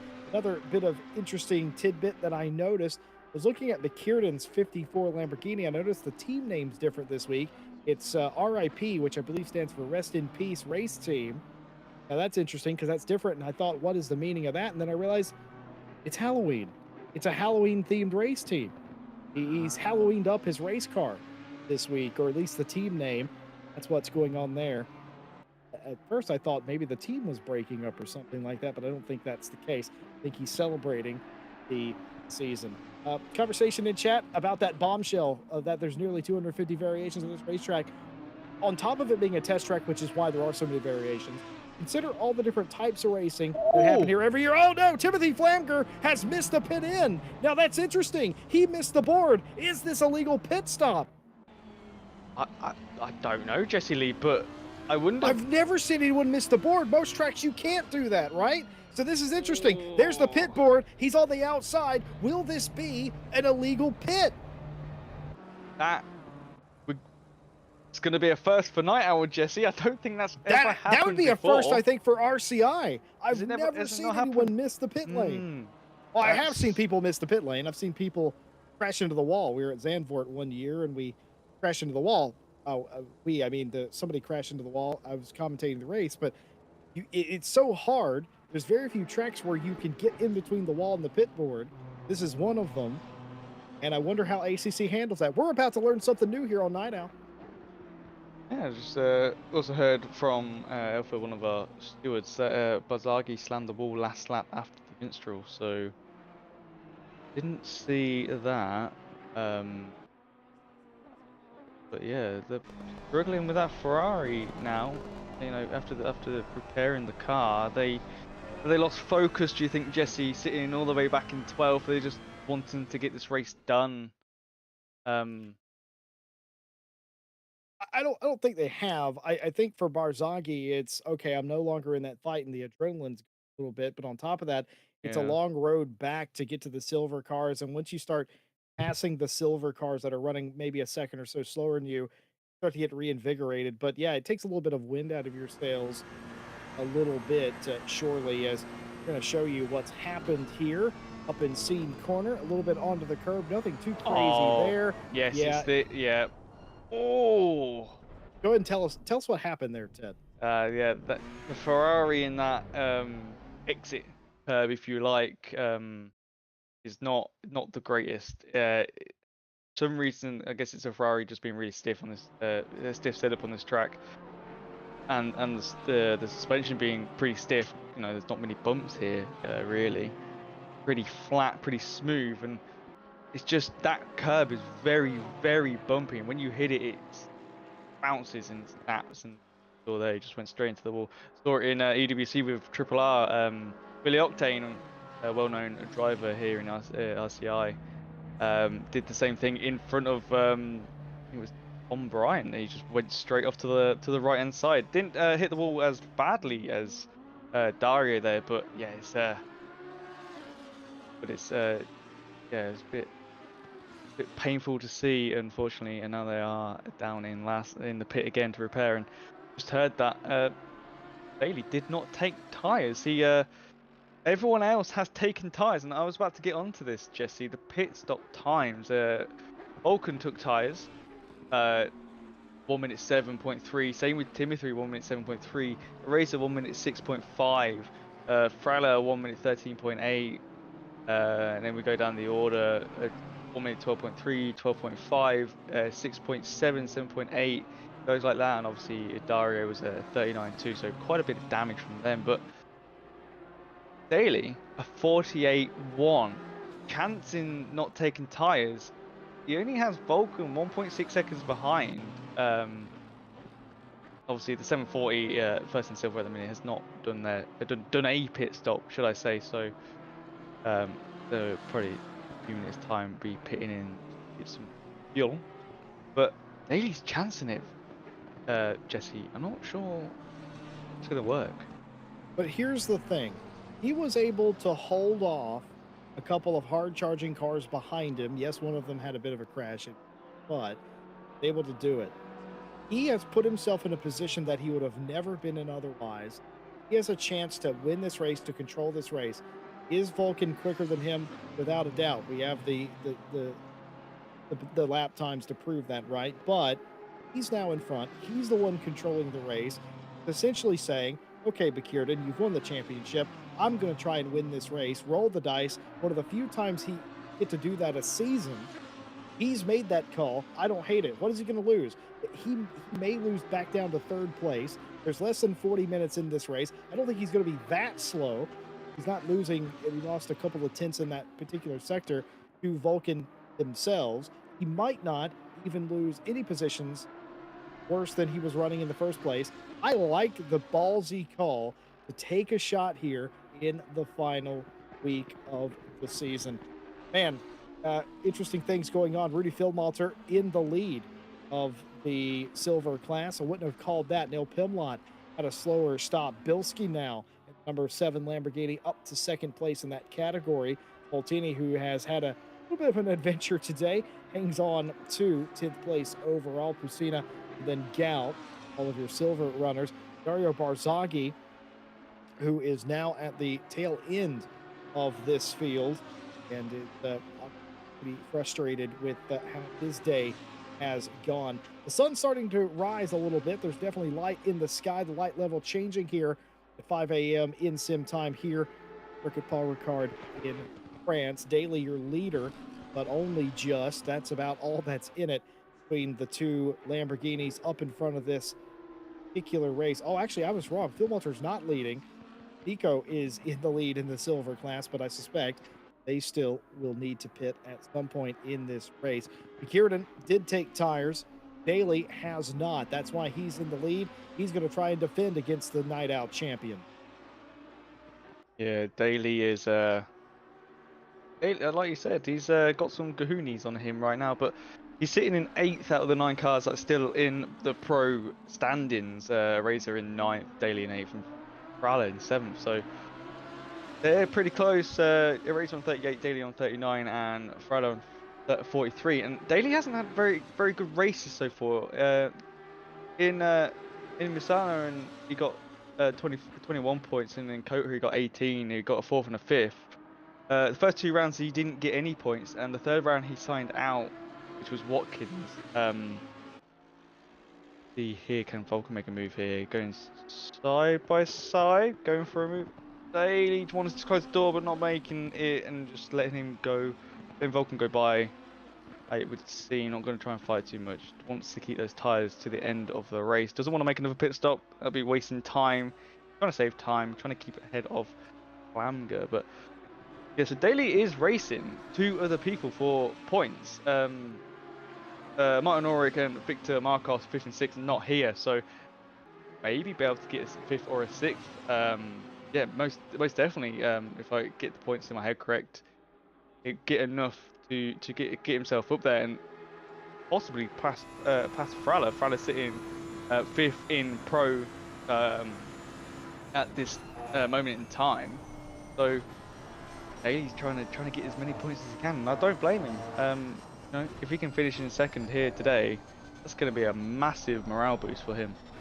Well, Daly has 8+ seconds back to Kaneko now, and it's even longer back to Timothy Flamger in what will essentially be 3rd place at some point.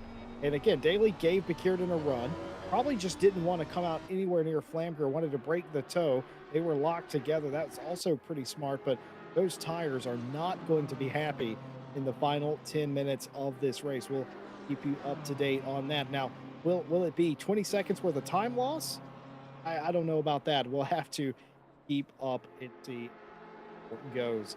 We were talking about the variants of this particular racetrack, and we talked about it being a test track for race cars, automobile manufacturers, etc. And it very much is that, and they have to, make sure that they have all the bases covered shortly. But on top of that, consider all the different kinds of racing that happens here. Rally cars, touring cars, NASCAR Whelen Euro Series races here, prototype racing of all sorts of varieties, GT cars, and that's all the different GT cars, GT4, GT3. You got TCX, which is different than some of the other touring series that you would see. Well, the truck racing happens here, and the reason I bring up those specific ones is all those different series. Oh, Formula One. I'm an absolute idiot. Wow. I forgot about Formula One. But yeah, also Formula One. Why have I pointed out those specific racing series? Every single one of those I just said uses a different version of this racetrack every. Yeah, it's pretty crazy to have a track that has so many layouts, and yeah, I don't know them all. I only know this one and the F1, obviously, because of the chicane in the middle of the Minstrel Straight. So I'm familiar with the touring layout, which doesn't use Sector 1 at all. It goes from the pit straight. It takes a right before you get to turn 1 to the very A. And it goes to the Mistral Straight, where you use the chicanes, and then you go through Sector 3. That's the touring loop. The prototype course uses 1 chicane. The GP version used 2 chicanes. The old GT circuit used 1 chicane. There's the what's it, the Rallycross or whatever course that I don't think they use anymore, but obviously there's some sort of gravel involved with that. But there's some other ones I'm forgetting. Surely, oh, the NASCAR, the Whelen NASCAR series, when it comes here, it uses, I think, all of the track except it uses a weird chicane as well.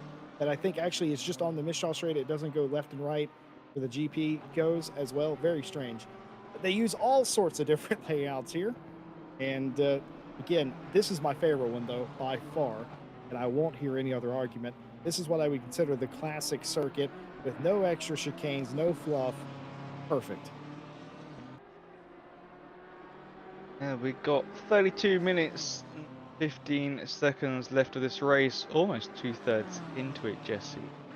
And it's not been too bad. I think talk about Dario for a second and how poorly their race has gone for them, which is unfortunate, being the last race of season 11. You sort of want to finish on a high. Unfortunately, they've had 2 crashes. Just struggling a bit with the Ferrari, but they're still going around the track, and that's what I like to see. Is even though you're last, going on, still going to get some points at the end of the day. He's still got second. I'm pretty sure they got second secured if I've done my maths correctly.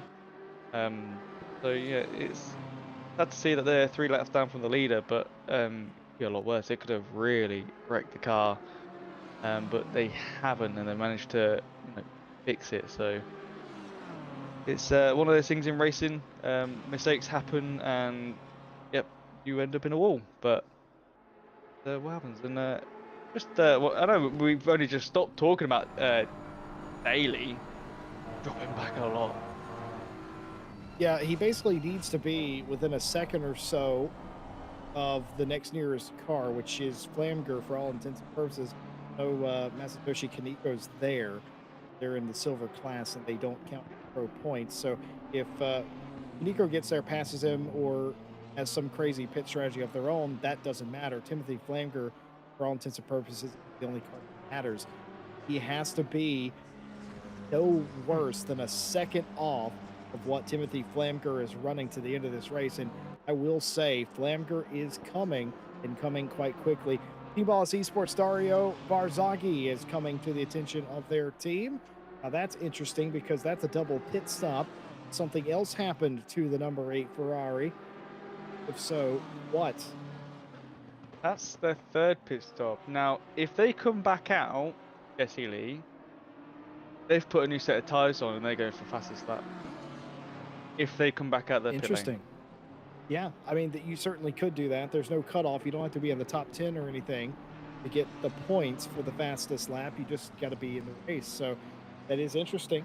If that is true, maybe they've had some additional issue with the car. Don't know. We'll see if they get moving. But on their 3rd pit stop at this time, probably 2 more than what would have been required to get home tonight. Would have thought their initial pit stop that they did, they would have fixed the damage, but also did their pit stop. The 8 car is moving. They're not stopped. They're not giving up, which leads me to believe, Ted, you might be right. They might be going for a quick lap. Go on, Dario. Go and get that fastest lap. Go and show Vulcan that, you ain't having that purple BG's fastest lap today. Yeah, it was 1 minute 23.4, so maybe fix some damage, because that's pretty... I don't know, that's really... Yeah, it's pretty slow compared to the other guys. Saying before, 1 minute 13 is the slowest of all the guys that took tyres and the fuel they needed. So maybe hit the wall again. Not too sure. No one said anything to us. No stewards have said anything to us. So who knows? We'll have to see what their lap times are in a few minutes' time. But him not here, still fighting with Bilski. Didn't even know Bilski got past them for second in. Well, potentially second in silver, because obviously the 740 still needs to pit unless they are on a really low map and saving a ton of fuel. Bit weird, but I don't think that's the case. I don't think the Lamborghini, even on the lowest map, can keep the speed up and save enough fuel for 19 minutes. But they should pit at some point. But yeah, Bilski and Pim not fighting for I would say second silver. So very nice fight going on there, and a nice fight going on. Well, I said fight going on here. It's still a fight. Flamger against the Temco of 740. Oh, Audi. Oh, just make it in the break. Are they still side by side? Oh, let's them Kaneko did not through. fight that. Yeah. Kaneko just let him go through, and I think that was smart. Flamger was not going to not try to go to the inside and take that position. Masatoshi Kaneko knows that that's not their fight. They're trying to fight for silver class supremacy. Fighting Flamger only slows him down in that pursuit. Well done by Kaneko, and Timothy Flamger, more importantly, finds himself only about 14 seconds behind Daly. It was about 18, maybe 17 seconds, the gap a little while ago. About 40 minutes to go when I noticed that. It's 27 minutes to go. It's down to 14 seconds. Obviously, Flamger is catching Daly. Real question is Daly doing enough to make sure that the time runs out before Timothy gets there? It's going to be close, down to 13.7. Even with that pass in that last sector, able to gain just about a quarter of a second. Oh my goodness. Well, you're not going to get there doing that, son. Flamger sideways in the Alpha Sim Sport car. What a beautiful slide it was, but not doing the tires any good here. Now, if you're going to pass a car that doesn't have tires, no need to ruin yours. A big slide, but keeps it going, makes it look good. Arriving with style, Timothy Flamger. All about the drifting happening this weekend, the poor card. I think Flamger's just entered himself in but for that, and yeah, 10 out of 10 for that drift and save. Lovely there, but not what you need right now, Flamger. You need to chase Daly down to get second place in Pro. But looking at that times, Daly's, yeah, it's only half a second from their two last laps, so Daly's not doing too bad. Still 25 minutes. Still, no, 25 minutes for the tyres to completely just die on Daly. I have not ran tyres for more than an hour in ACC for a very long time. You used to be able to run them, I think, for 2 hours at one point, Jesse Lee, if I remember correctly, and they just lasted 2 hours, and that's not a thing we do nowadays. You know, normally just pit every hour. If you know got an hour and 15 left, you could probably sneak that extra 15 on the tires and just go for the fuel. But yeah, it's it wouldn't be something I'd risk. I'd definitely have taken the tires. Yes, you would have probably been neck and neck with Flamger, and yeah, the pace isn't there, but just have to wait and see. Obviously, Eraser is still a far way back from Daly, as we see 740 come into pit to get their fuel that they need. They've been on that starting fuel for a very, very long time. Very nice by them. Yeah, Kaneko was out there for an hour and 5 minutes on the tank of fuel in that Audi. That's pretty good. About as long as they can possibly go. Now they're hoping to do some damage in the silver class. Very interesting to see where they come out. Not really sure where they will come out. I think they'll be into the lead here. Phil Malter, Pimlott, and Mike will go through. Have to see. They're very close. Phil Malter, by the way, has gapped Neil Pimlott by some 8.69 seconds. That's a nice gap that they have between the top two. But Bilski right behind Pimlott again for what we assume to be third place. 740 fall down the order in silver. Where will they come out? Have they come out in second place here, Masatoshi? We'll see. Sure. No. Nope. They have fallen down. That's why I hesitated. I was like, that doesn't seem right. That math doesn't add up. That makes more sense, but I have to lead the race a little bit back down to fourth place for the 740. Yeah, fourth place is still good though. Obviously, Martini had little mistakes here and there, so that's why they've dropped back with the Ferrari. Both Ferraris not doing very well today, and there you go. Barzaghi, as I said, has got the Speedy's fastest lap. He was doing that. 154.330, and Vulcan went faster as well. It got their fastest lap last lap at 154.602, so only 0.3 difference between them both. But I think Daria's just gonna try and go faster again. Probably not know what Vulcan's last lap was, There's still 23 minutes to go. Still, if they lose it, they can always take it back again. But yeah, it's I guessed right. I actually guessed something right, Jesse. So We're doing I'll good on take that. we're doing good on night out, Ted. Very well done. You know, Barzaghi doing the Charles Leclerc strategy, except that Barzaghi was successful at it and had taken the speed juice fastest lap of the race award for the time being. Welcome to Kieran, this man. You haven't seen him much today. Neither has the competitors out in front of this race. I wonder sometimes if some of the other competitors here in Night Owl have have even actually seen Bakirden much this season with some of the gaps that he's pulled.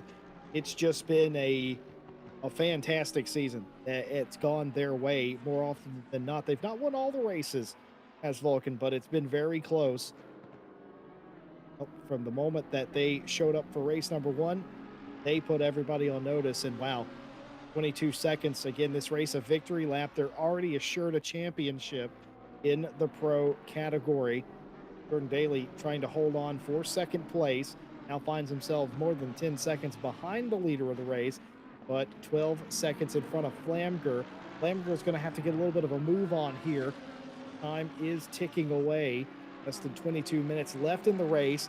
12 seconds. He's still got time to do it, but he does have to take care of his tires as well.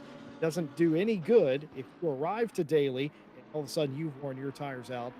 Well, Eraser a little bit further back in the 699 on an island, a little bit in fourth place, trying to keep Roman Frawler at bay for the time being. Rudy Philmalter leads in the silver class over Pimlott. That gap down to 8.1 seconds now, as he's had to pick up the pace because Bilski's fighting him for third. Seeing Kevin Boss in the chat says, "Oh, I've seen Bakirden when he laps me." Now that's pretty funny. I don't know whether to laugh with you or I sit here quietly with a little grin on my face, but it would be the same for me. I'd be seeing him go straight past me, no doubt. But yeah, very very fast driver indeed, and a well-deserved win. Basically, I can already call it. Win of the race and win of the championship, but we'll get there in 20 minutes time with a bit of celebrations, maybe a bit of champagne popped in the booth, who knows. But just looking at Daly's times last lap, 56.5 compared to Flamger's 55.2, so that's 1.3 seconds. I don't know if Daly can hold on, but 10 seconds difference. Yeah, Flamger's got a move on. The question for me, though, Ted, is this. What does Daly do when Flamger gets there? Does he heavily defend? What I mean, that's the $1 million question. Providing Flamger is going to get there, if that is the case, what does Daly do? It's any other track, this would work with Daly. Not taking tires, just the fuel. You can defend. Say Imola, for instance, not too bad to defend. Obviously, the main straight is obviously what it'd be a little bit difficult, but you got a lot of corners throughout. Whereas this track, you got two straights, some little straights, and this is where Daly's tires don't work very well. Is the very faster corners. Flamger's got the newer tires, obviously, because he's taken them. So Daly could defend, but then you got the minstrel straight, you got the main straight. It's going to be so hard for him, and Flamger is, by 10 minutes left of the race, is going to be right behind Daly with the pace that Flamger has, and I don't think Daly gets second. I think Daly, he'll be happy to land a third, but I don't think he's going to get that second. You're saying whenever Flamger gets there, if Flamger gets there, Daly's not going to have anything to fight him with. Yeah, he's going to be running on canvas by the time he comes across the line.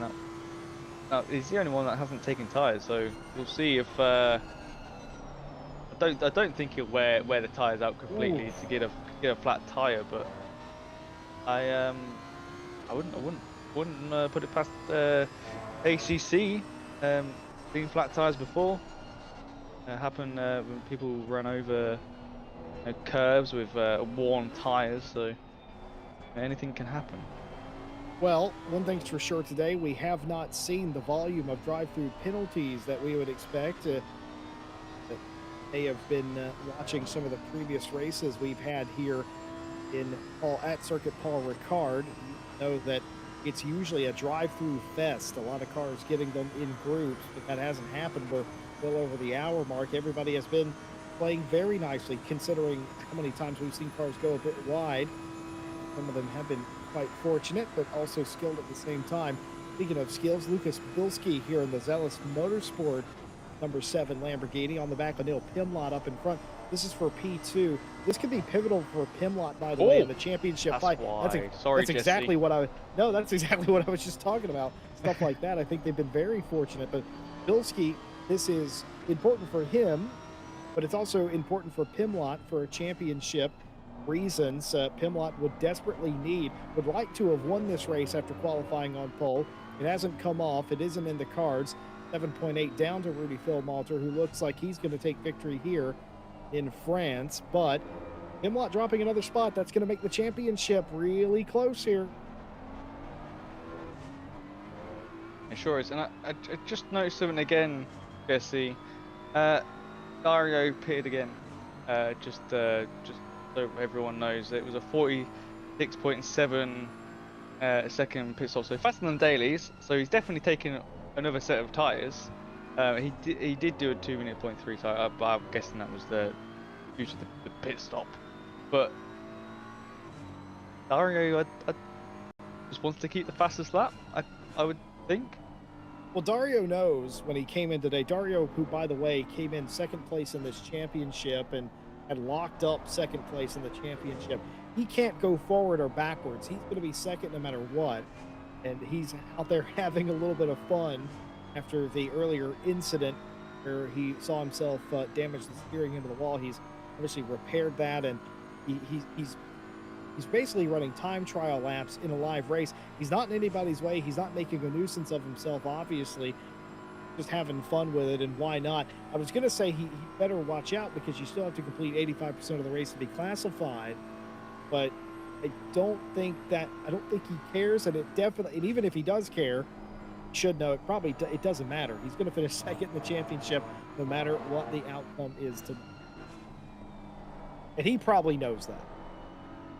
I think he knows that. Yes, he is. That's why he's just having a little bit of fun now. These two are the only ones that are the closest on track at the moment in time. A fight for second in silver. Looking at the points now, obviously Bilski in second place will take first. Obviously Pimlott is in front of them, but won't affect their finishing position. So even if Bilski finishes third today and Pimlott finishes second, it will still be a first for Bilski, and I think, if I'm correct, a second for Pimlott, but we will find out at the end of the race. I'll get the info as quick as I can. But yeah, Barzaki's got a drive through now as well, so he's coming. This is the fifth or sixth time down pit lane. Well, he knows how to get there at least. Well, yeah, he knows he's in and out pretty well by now, and his pit crew's probably just stood there like, "What are you doing?" But well, that's your first drive-through for track limits here tonight. Of course, he was pushing it, trying to run. Actually, is that the first or second time? But either way, Martini was the first one to get drive-through. Right, you are second drive-through of the night. I would have said we would have had 4. So. 3? Yeah, she picked 3, so we're 1 off of that and hit 3 drive-throughs. We're going to do it for Dale here. And I would have said 4, by the way. I silently picked 4 in my head. You have 13 and 3/4 minutes to get it done as this fight here between Bilski and Pimlott does continue. These two have to be incredibly careful. There's no track limits there, by the way, in Steen Corner. As long as you get in before the bollards are, they mark where you need to be back inside the track bounds. That's there in real life, too, as well for GT Racing. It was put there specifically because they raced here 1 year, and there wasn't a limit there, and they were basically going all the way to Calais, I'm pretty sure, off into that corner. to gain an advantage. So they put those there. They've been there ever since.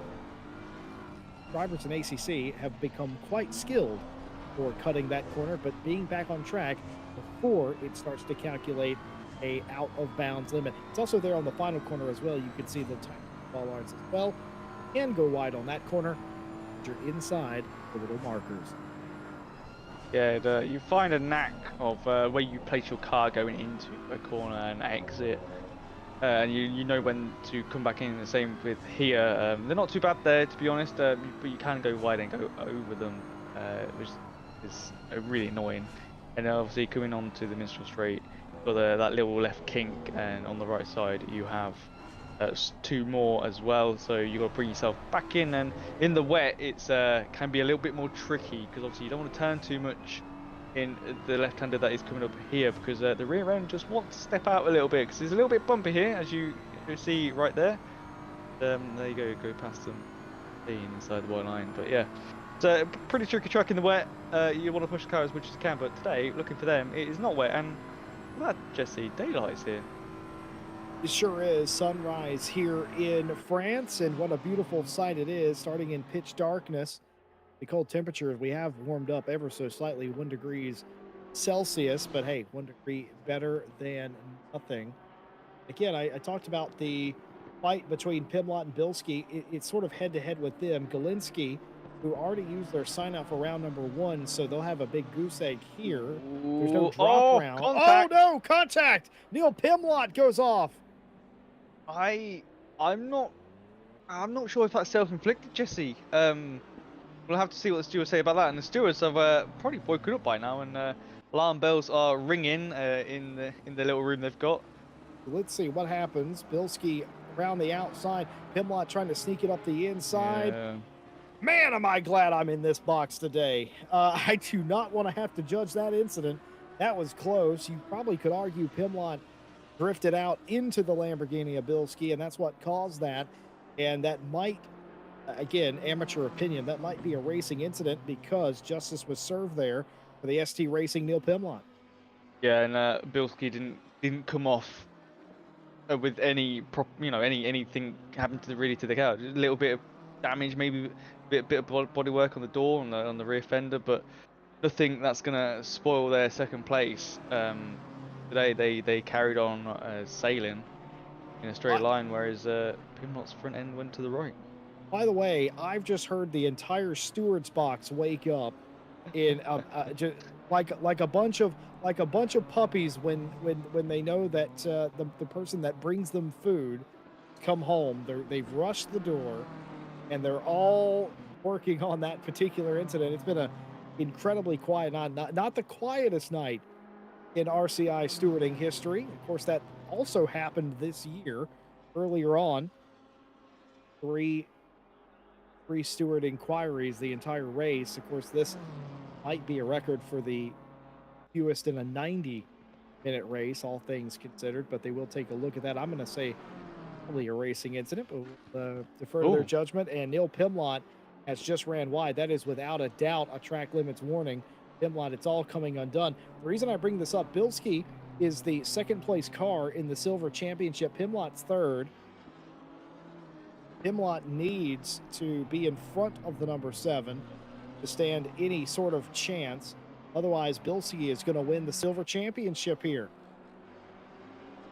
Yeah, it's true, Jesse. I'm just looking at the time between Flamger and Daly with 9 minutes left, and it's 3.6 seconds going into the second sector. The 19 is pretty close behind the 1:09.7.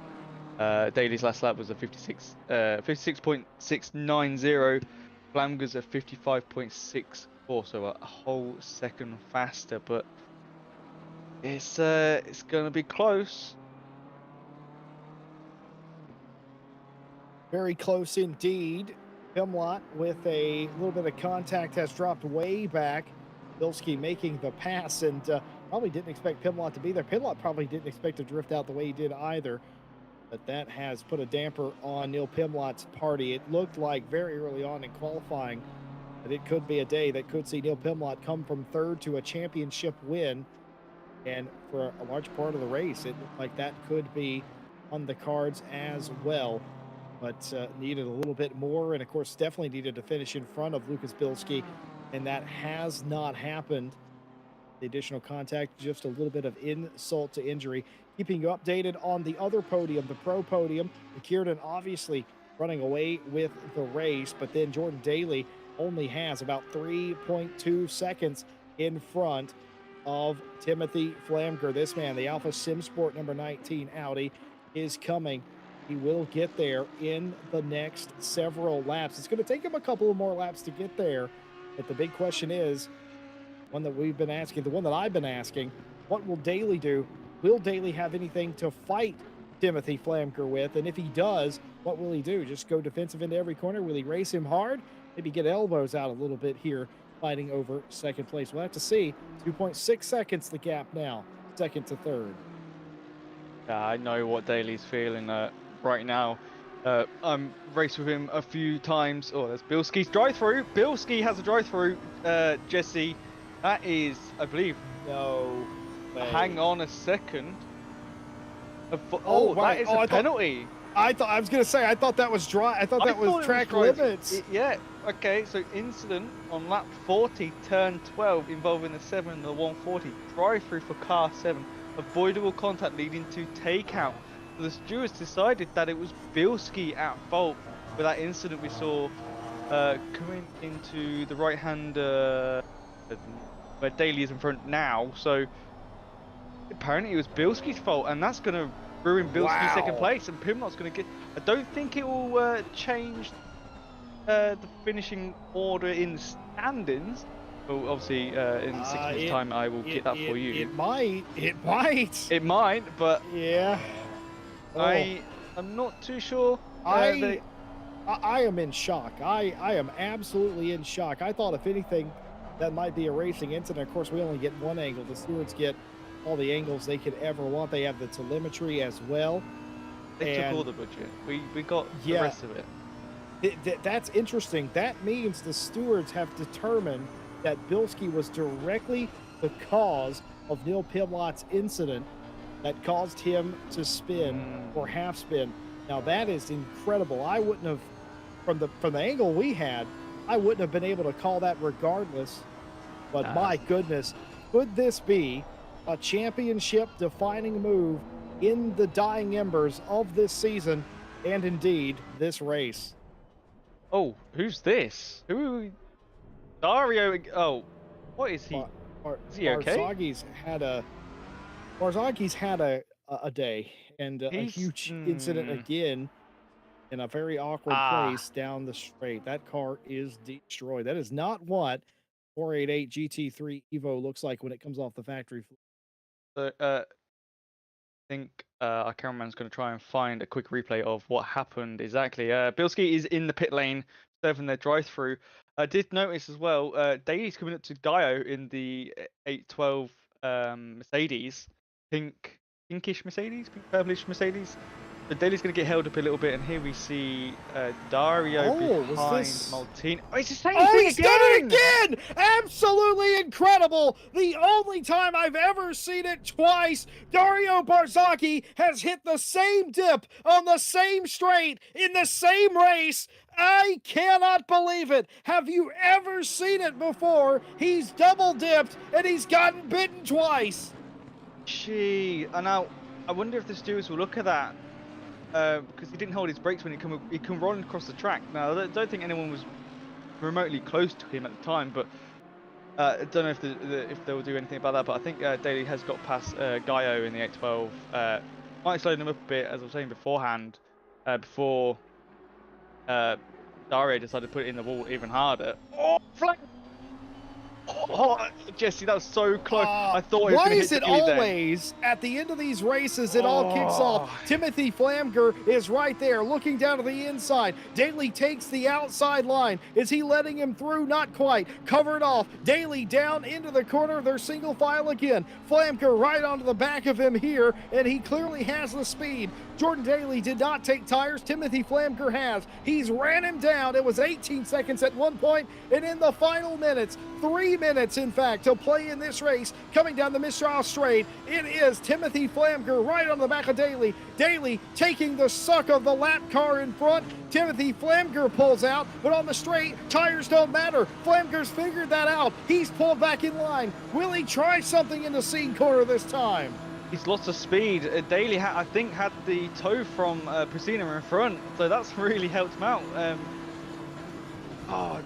They're both going to be on the outside. Daly realizes that. Daly pulls back down to the inside. Daly still blocked in by the lap car. The lap car realizes what's going on, gets out of the way, probably influences Flamger a little bit more. He's still there, look. Daly gets clear of the entire melee, and somehow Jordan Daly uses the lap car as a pick and somehow comes out on top. Timothy Flamger, though, still in the driver's seat, quite literally in this case. A little less than 2.5 minutes to go, and they're fighting it. Roman Frawler, what is happening? Roman Frawler trying to get a position just behind that fight from John Razor as well.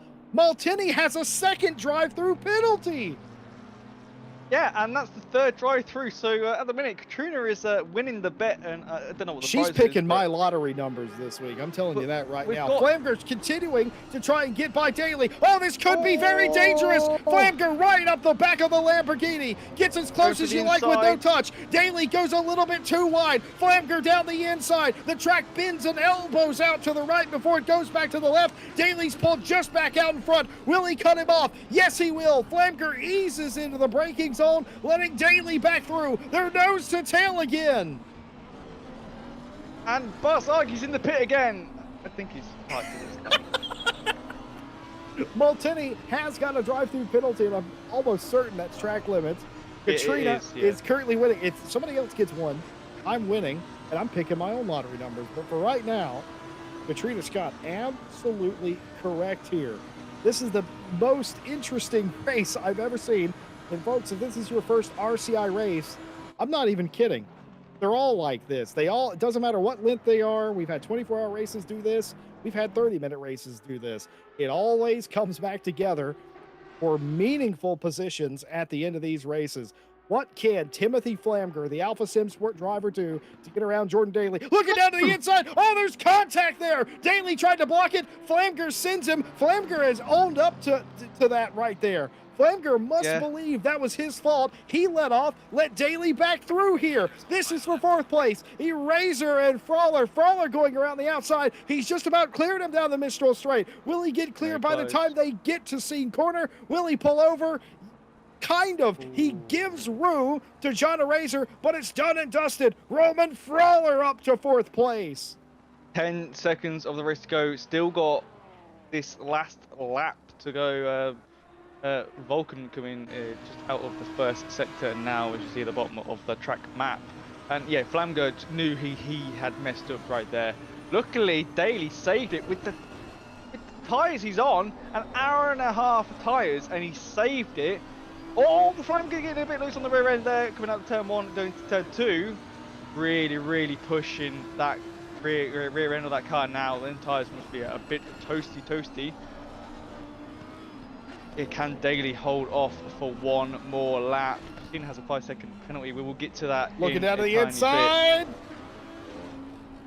Can Daly hold? I mean, no, the Audi isn't that great in a straight line compared to the Lamborghini, especially when they come out of the toe to go for an overtake, as we've seen before. Maybe that was Patina giving toe to Daly, but we will find out here and now. This is getting too much, Jesse. I thought it was going to be a chill race today. The Crucina car, that 903 that impacted this battle a few laps ago, has been given a 5-second penalty for blue flag infringement. You really don't ever see that in RCI. It's so very rare.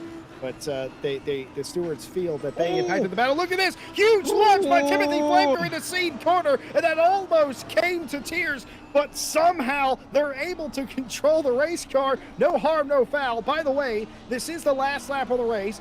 Volkan Bakirdan is going to go flag the flag and win this race. It's a walk-off victory for the American driver in the Lamborghini. Meanwhile, we continue to watch this fight for second place overall. Flamger's going to have one more shot. It's going to be down into the tight right-hander that ends the race course. Mighty have sold his shot, or shot his shot already here. Oh. He's very loose. The tire's going away on the Alpha Sim Sport Audi. He's just a little bit too loose. He'll get right to the back of Jordan Daly, but it's not going to be enough. Somehow, some way, 90 minutes, Jordan Daly has outlasted them and taken home a brilliant second place, but you got to give it to Timothy Flamker. It was a brilliant battle, and he knew when he had to back out in certain occasions to keep that battle going. My hat's off to him for the sportsmanship. Gentlemen, what a ridiculous battle to end season 11. Yeah, and don't forget about these two drivers right here fighting for fourth in Pro, and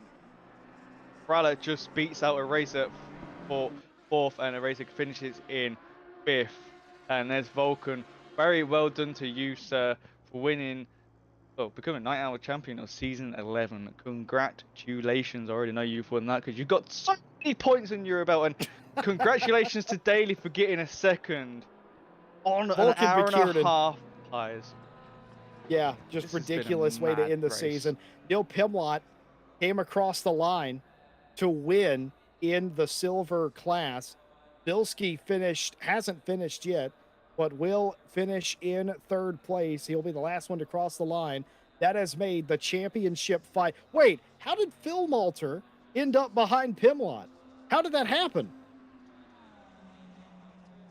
I don't know, Jesse. Broadcast director Stewie, our Lord and Savior, help. How did that happen? Neil Pimlott, has Rudy Phil Malter allowed Neil Pimlott to go back through and win this race and potentially win a championship? That's been lost in all of this. Daly took 90-minute old tires that surely were graining and took a second place from Flamger. Frawler passed Eraser. Those are the battles we were working on. Oh, and that has happened. Rudy Phil Malter has let Neil Pimlott through.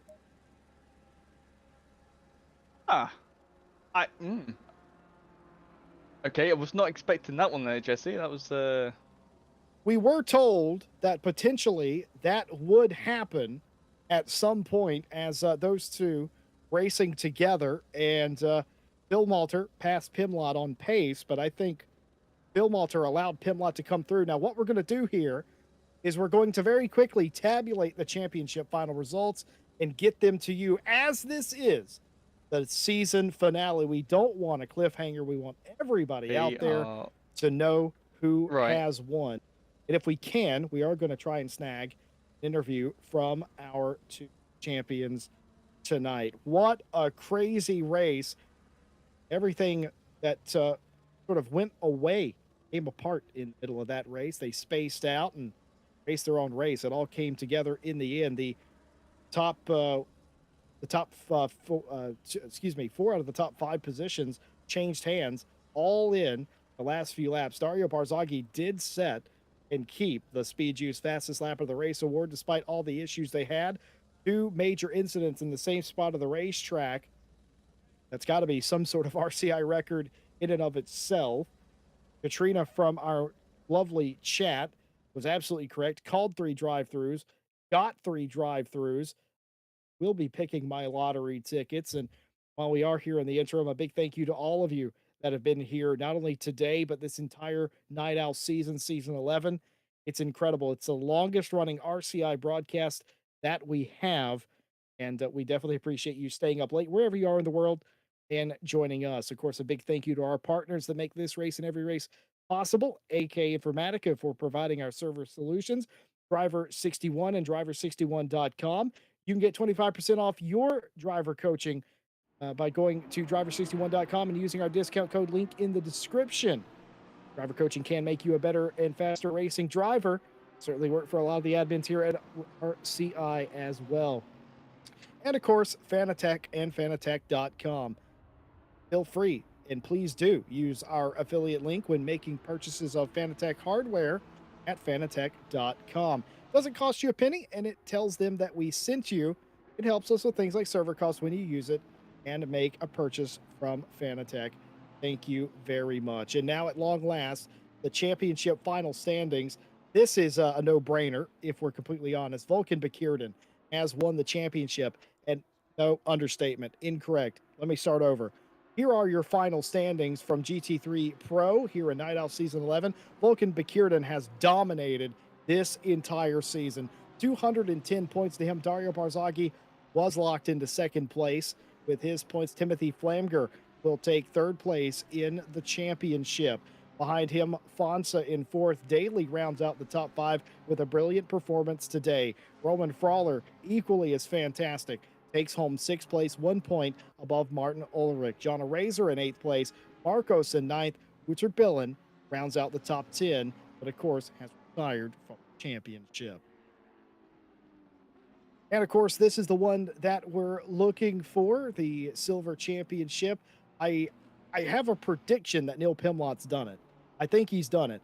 Pole and the win, with Bilski finishing third, should have been enough to give him the Silver Championship, but we will wait until we have those points. Of course, a dash by a name means that they have retired from the championship, and that's definitely what Billen's done in this point, but goes up as 10th place. We're double checking our championship points here. Try and make sure they are all correct. Ted Edwards, the calculator is going, it's smoking a little bit. You all right over there? Just finished getting the silver results, and we have a winner for silver. Well, let's take a look at that. GT3 silver, and folks, I would say you've never seen it, but that's a complete lie. We have seen it in Night Owl. Ladies and gentlemen, Neil Pimlott and Lucas Bilski, by virtue of getting the pole position and winning the race there in the final moments, has won the championship. It is 154 points to 154 points. And on countback, via wins, your champion of GT3 Silver for Night Owl Season 11 is Neil Pimlott. Lucas Bilski, tied, will take home second place. Had less wins than Neil Pimlott in the season. Pavel Galinsky in third place. Old Tinney in fourth. Rudy Philmalter with a nice race to date takes home fifth. Masatoshi Kaneko in sixth place. Adina Pusina in seventh. Kevin Boss in eighth. Gao in ninth. And Pavel Gaida rounds out your top 10 silver. Ted, fetch Vulcan for me, would you? Here is the back half of the silver class. Jelinek with 5 points. Everybody else has retired from the championship. Ted, let's talk to our championship winner here in the pro category. Vulcan, explain yourself. I don't know how to explain myself. Oh, hold on 1 second. We got to sort out the audio. We got to get you mic'd up and everything. I'll start talking to you. Just a fantastic season it's been for you, and just ran. It's almost like everything came together. Talk us through your season. Oh man, well, I don't know what to say. I guess overall to it, it's been really good. I would say that every race sort of fell into place the way that I hoped it would. I think that, the start of the season, it was one of those, I guess, structures of seasons where I was really looking forward to, good races with Barzaghi and Timothy Gordon.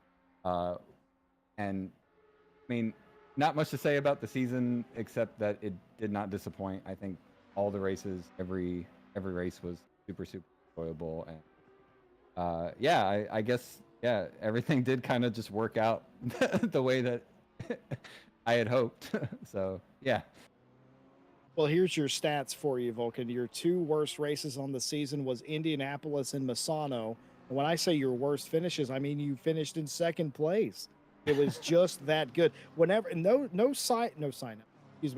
drop rounds in Night Owl. So every race had to be consistent. And when you're just that good, at second place, you know, it's good enough on in and of itself. You had 3 pole positions, maybe 4 pole positions, and on top of that, the worst points paying race that you did was the very first one. You only had 29 there, but beyond that, you just sort of absolutely dominated.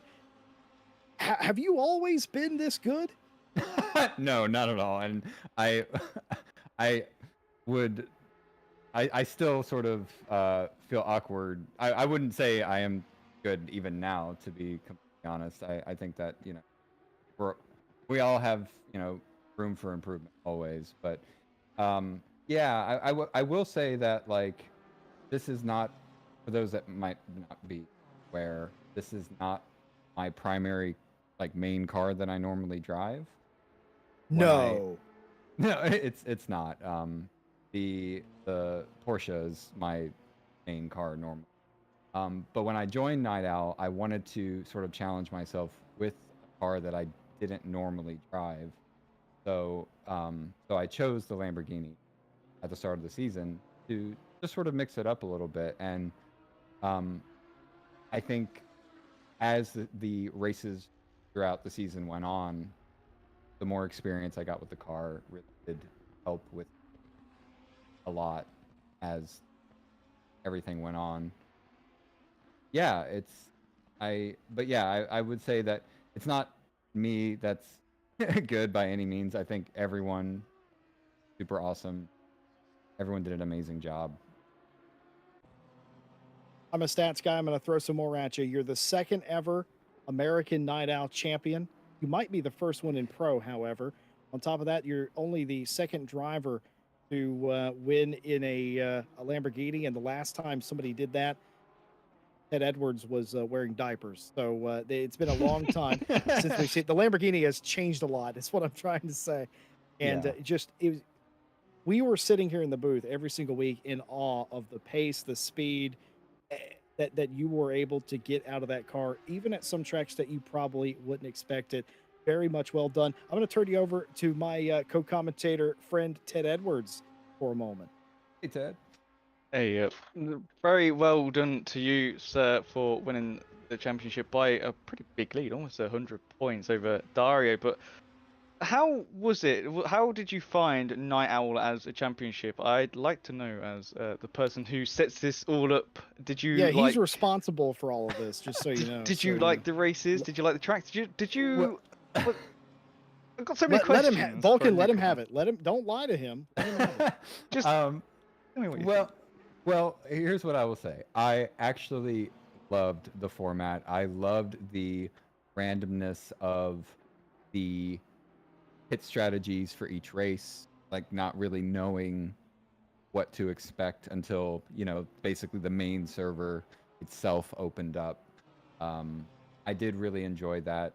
I jokingly made a point about the Mazzano race and how absolutely horrid the conditions themselves were, but it was still fun. It made Mazzano interesting, considering I drove it earlier today in a mini endurance race with some friends, and it also rained near the end, and it's like, ah, yes, this track never disappoints when it's wet. So no, in all honesty, the format of the RCI Night Owl series really, really enjoyable, and I wish I had gotten into it sooner. I think this is like my first actual one, so it's sort of like, you know, I know it's been going on for a while, and I wish I had hopped on board soon.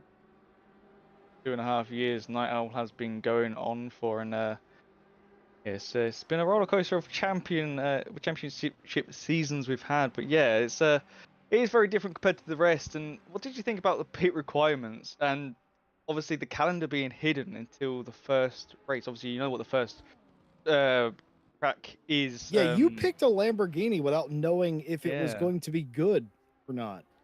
Yeah, I mean, so for me, so first off, again, I like that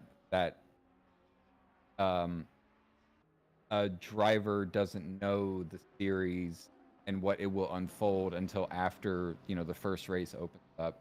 It sort of removes the chance or notion of someone picking what they would deem to be the overall like best pick for a car amongst all of the tracks.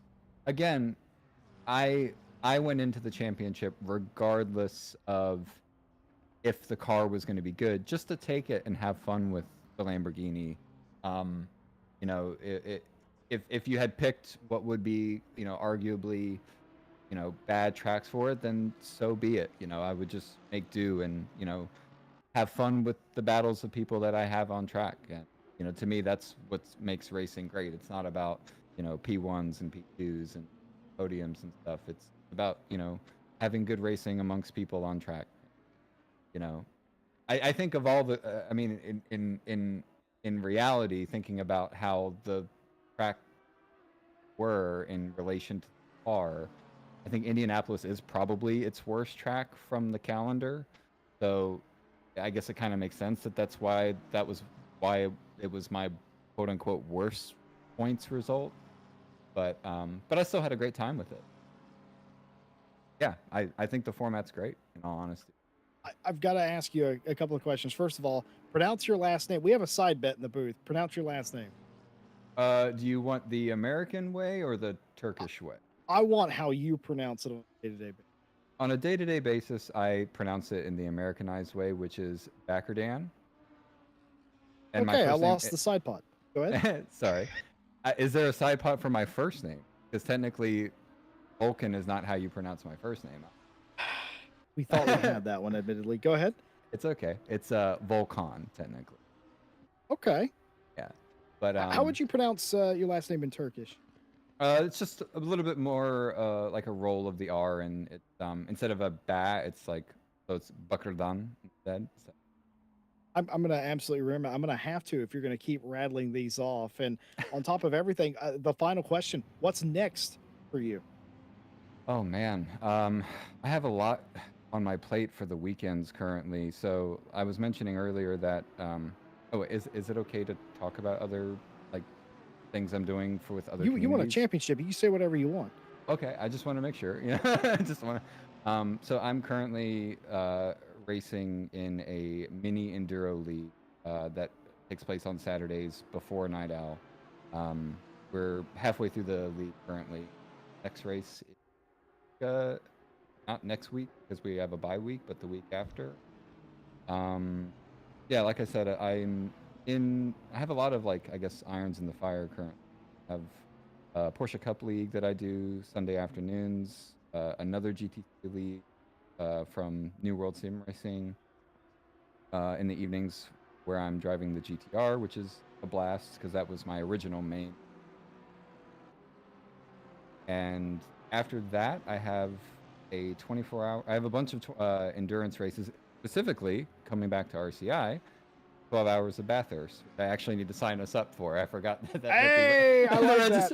Yeah, and we are taking the V12 Aston, baby. You have won so many fans by saying that. I just wanted to say, what a ridiculous. It's not fair to the other opponents, but what a ridiculous season. Absolutely deserved and earned. Congratulations, ladies and gentlemen. Night Owl Season 11 Pro Series Champion, Volkan Bakardan. Thank you so much, guys. Again, pleasure. The broadcasting every time I watched it post-race was absolutely stellar. And yeah, thank you so much to you guys and both broadcasting and it is absolutely our pleasure. Ladies and gentlemen, your champion of Season 11, incredible scenes.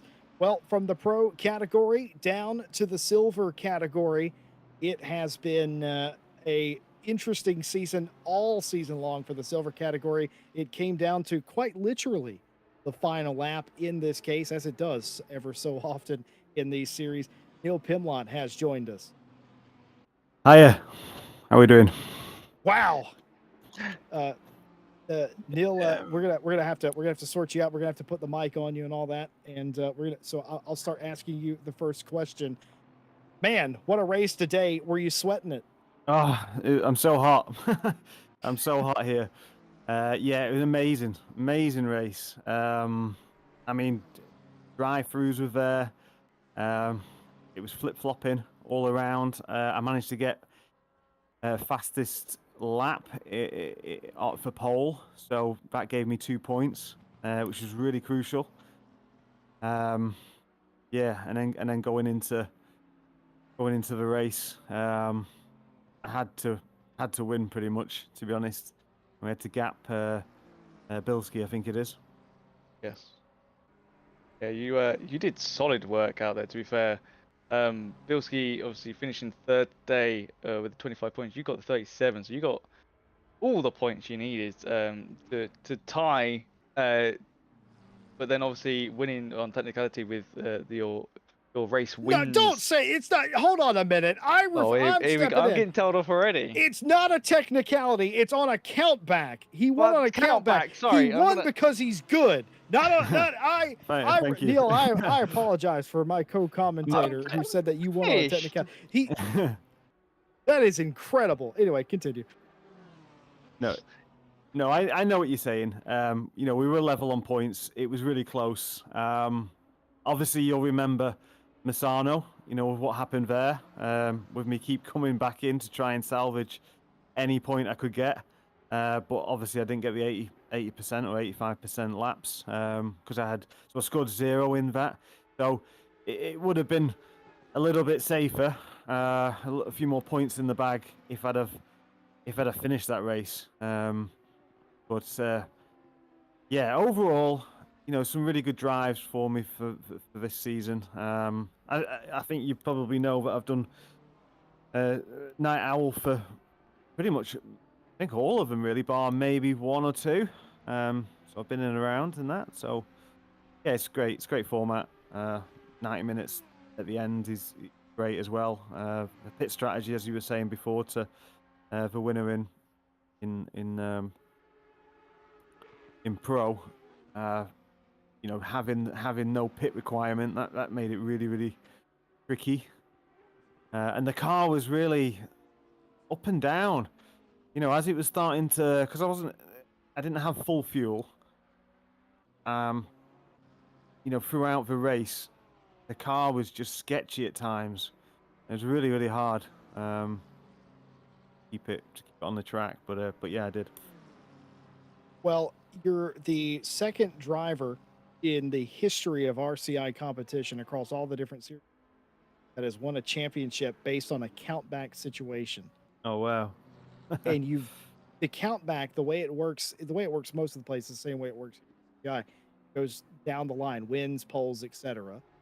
You won on the first countback, which is wins. You had more wins than Bilski did.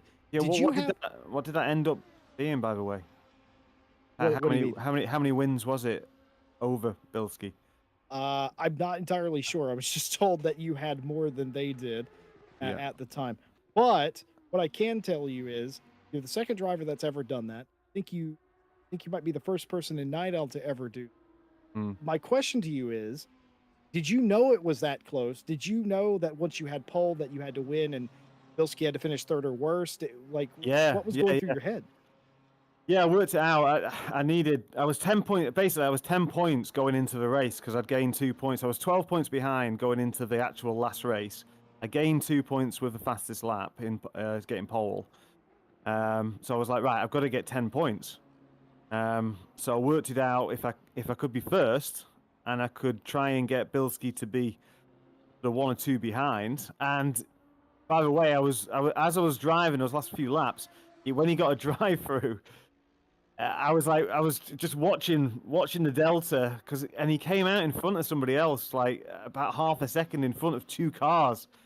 So I was thinking, oh, I've got this, I've got it. And then he came out in front of it after his drive through, and I was just like, oh, it's going to be really, really close now. By the way, I did look it up for you. Bilski didn't win a race. You won 3, so it was 3-0. Yeah, was the game. Yeah, and I don't know if you know as well, Kyle Army, I underfueled, and the last 3 laps or so, I had an awful 3 laps, and I would have actually finished a couple of positions ahead, but I dropped back from that 10-second gap that the guy had on me because he had a 10-second penalty, and that was Bilski as well, and then Rudy as well. Oh my goodness! Tipped me. So I I was going in thinking that one's going to cost me, because the computer error and the issues that I had, sometimes that happens. But that Kyle Army, it was on me that, and I really really kicked myself there because I pretty much lost 8 points on that race. Yeah, I went down to fuel save in map 4 and started to drive like a Sunday driver for a lap. So yeah, I actually dropped the TC. I actually thought I dropped the TC down, but I actually dropped the fuel saving down even more. So yeah, that's that one. But yeah, great season. Well, it was fantastic to watch you drive, and it was fantastic to see it end in a tie. It's so very rare when it happens. Luckily, you had won several of the races this season, and it is my esteemed pleasure to say, is this your first championship, by the way? No, I think before we used to have to qualify to get into the splits, I won one and I got moved up. I think I won it anyway. Did. Yeah. I'm pretty sure because I think Eraser was there as well, or he might have won the one before me, and he moved up to pro. Yeah, it's going back a few. Yeah. So yeah, we'd have to have a look back really for records. But I'm pretty sure I won one of the Night Owls. Well, go ahead, Ted. Sorry. I remember racing with Neil Pimlott back in the day, down in Am, going up to low silver as it used to be, didn't it? And then high silver, yeah. I mean, it's journey, innit? It's I've upgraded the PC as well today, so it's my shiny graphics card turned up today. So I'll probably post some pictures actually. My PC was all over the place about 3 hours ago, so. Jeez. Hey, you did your job. You got it back together. Neil, I was a bit worried. What's next for Neil Pimlott? Obviously, you race in a lot of different RCI series, but going into the month of November and beyond into 20, what's next for you? I think we've got the last race on the Thursday night, so there might be 2 races left on that one. So I think it's 1. So that's my next race, and then I think we've got an EWC coming up. I think is it the 12th in the Ferrari with my teammate, and there's also talk that we'll be doing the 12-hour Bathurst as well. Because Rudy's asked for that, and I haven't got back to him yet. But yeah, that's something I want to do now. Now that I can run this game a bit better, I can start signing up to more things, I think. I would absolutely love to see that. But for tonight, for the second time, ladies and gentlemen, your Night Owl Silver champion for season 11, Neil Pimlott, via countback of wins. Congratulations on another championship. Oh, thanks, guys. And thanks for all what you do as well. It just makes it, having the commentary team, streams, all the people watching. It's just great. The kids are they're sort of like dead impressed. Dad's in a room racing, in a dark room, but seeing it, seeing Dad on the telly, sort of thing, driving around. So yeah, just thanks. Keep doing what you're doing. It's really appreciated. I know not everybody says it all the time, but yeah, it's really appreciated. So thanks so much for you guys. We definitely appreciate that. And by the way, kids, if you're watching, Dad's pretty awesome. And you do things with a race car I can't do. That makes him awesome in my book. Congratulations on the championship. Thanks, guys. Thanks. Night. Well, normally this is where we would end it, but we have to do one more interview. And I know getting the wrap-up signed, but I've got to ask, Jordan Daly, what were you thinking? Let's not pit and just go for it. It's only an extra half hour. Why not? But you did pit. Yeah, let's not pit for tires like everybody else. It would just get the full fuel in, go for it as long as I can. I actually wanted to hold Flamger off once I seen that he pit. I thought I'm gonna have to pit the next lap, and then yeah, he ended up taking tires, so it was like right, I'm just gonna have to hold my pace as much as I can, and keep it going. And it during most of the time until near the end where I got caught up, it were a fight with the car. Like it started to become more of a fight with the car, I'd say. But it were really good. I We, enjoyed we, that. we definitely noticed that though. Ted, do you have something to say to Daly here? Well, to be honest, Daly, I didn't think you were going to make that. I didn't think you were going to hold on the second, but no, well done to you. And I see here you provided everyone with your tire tires, what they look like after the race, and see that you've worn them out quite a bit on that left side, and you got some significant and severe graining on the front. So yeah, I would not want to be handling that Lamborghini around this track for that last half an hour. But you made it work, and that was your best finish of the season. Obviously, you haven't had a great season, fortunately, but you did. I believe you finished in second place. Second place, fifth place, second place. That would be amazing. Fifth place, which is a pretty well good going, since the first three rounds you didn't do too great, and then you picked yourself back up again halfway through. Beating out Fraller by 4 points and Ulrich by 5 points. So well done for that, and Yeah, you cheers. did very well today. Well, I actually didn't sign up for the first race. I were a late sign up, and yeah, some races didn't go well for me. I also did have to sign out for one race as well, so it's been a bit of one of them. But I've been at Night Owl since season 2, so I'm going to continue to race here always. It's one of them now. It's something I do with my Saturday night. It is tradition, and what a ridiculous race! Way to go out. I was with Ted, and I am sorry to bet against you. I normally, but I thought there was no way that was going to work on those tires on that car. And then Barzaghi crashed by himself, following you, and then Timothy Flamger had their issues, obviously, and it got he kept getting back to you, but he never got by you. You kept taking the inside line.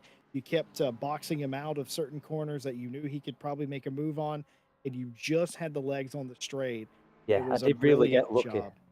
I got lucky at one point with the back marker being there, to be fair. It were a bit awkward through the corner, but it helped me in fairness, because it meant they couldn't make a move, and I thought, yeah, that's going to help me for another lap now. I'm going to be able to hold it, because I was running a very low wing here with the Lambo. It's a setup that I've used for ages, and I enjoy using it. It's actually quite fun. You can hit some speeds. Yeah, it was very close at the end. I actually thought for a minute he's going to have me, but yeah, the back marker that saved me. I think I do think that saved me. But yeah, great race to all of them, honestly. And Vulcan, congratulations to him on championship. And today's race, he had so much pace. There was nothing you could do. It was like, yeah, you may as well, like when he actually come up behind me, I weren't fighting that. I were letting him go. Okay. I just wanted to that was keep my the final tour. question, was and to try and keep him behind, but I No, suppose not. no, because that would have slowed me down more, and then I would have lost second place in the end, more than likely. So best thing I could have done with how much pace he had were, right, if I catch it at the right point, I can at least get a tour. I know it's not much speed that I really needed, but just that extra for a little bit, you know. And yeah, away he went. I think 20 seconds or so in front of me, even more. Like, yeah, see you later, fella. Well, Daly, we were awestruck by that. Everybody in chat was very confused at the decision, but it all worked out in the end. You got second place. You got top 5 in the championship after missing around in a season with no drop round. Just very well done. We had to talk to you about that. Congratulations, Daly, on the Thank season you. achievement and, of course, the podium here. Thank you very much. Well, Ted, that's going to be just about it from us from season 11 here of Night Out. It has been a season of domination by some drivers and absolute shock at the end of the final race. in the 90th minute. We would have it no other way here at Yeah, it's been an amazing championship, even with the low sign-up count. That last race there just shows that you don't need a full grid to have an amazing final two battles there was going on. So yeah, amazing as always. Thank you to all the drivers that have raced this season and stuck around, and thank you to all you at home that are watching this. Don't have to watch it, but a lot of you do turn up and watch it, and it's Chad, very do you know what's grateful. weird? The drivers we interviewed tonight was like, oh, thank you for doing whatever. And I'm sitting here like, you're the ones doing the work. Exactly. If it wasn't for you guys, we wouldn't be doing this. And we like to put on a good show, don't we, Jesse, here at RCI? And it's Night Owl, baby. It is Night Owl, baby. Season 11 in the books. A couple of deserving champions and some fantastic moments to go out on. No fireworks on the track, or no fireworks in the sky above the track, but fireworks on the track here in plenty of quality. What will we be doing in the future with Night Owl? What will we be doing on Saturday evenings? Where you're just going to have to tune in to find out. In the meantime, however, we do have a multitude of races that you could enter. Of course, several of our competitors we interviewed tonight in the Bathurst 12-hour race that on signups end on November 25th. Still a lot of time to get into that. The race on the 26th of November, 12-hour race. Both of our champions from Night Owl Season 11 will be in that race, as it turns out. Of course, the Friday GT Sprint Challenge continues. We'll be back with you next week for that. But before then, the Janetta Cup on Monday continues. And man, race 1 was very, very interesting. You're not going to want to miss that. The Thursday Championship continues this Thursday as well. But as for us here on Saturday, we are going to take ourselves a little bit of a break. We definitely thank you all for coming along on this journey this season. And it certainly has been a couple of champions crowned and more memories made. But for now, it's time to say goodbye. And until next time, have a good night.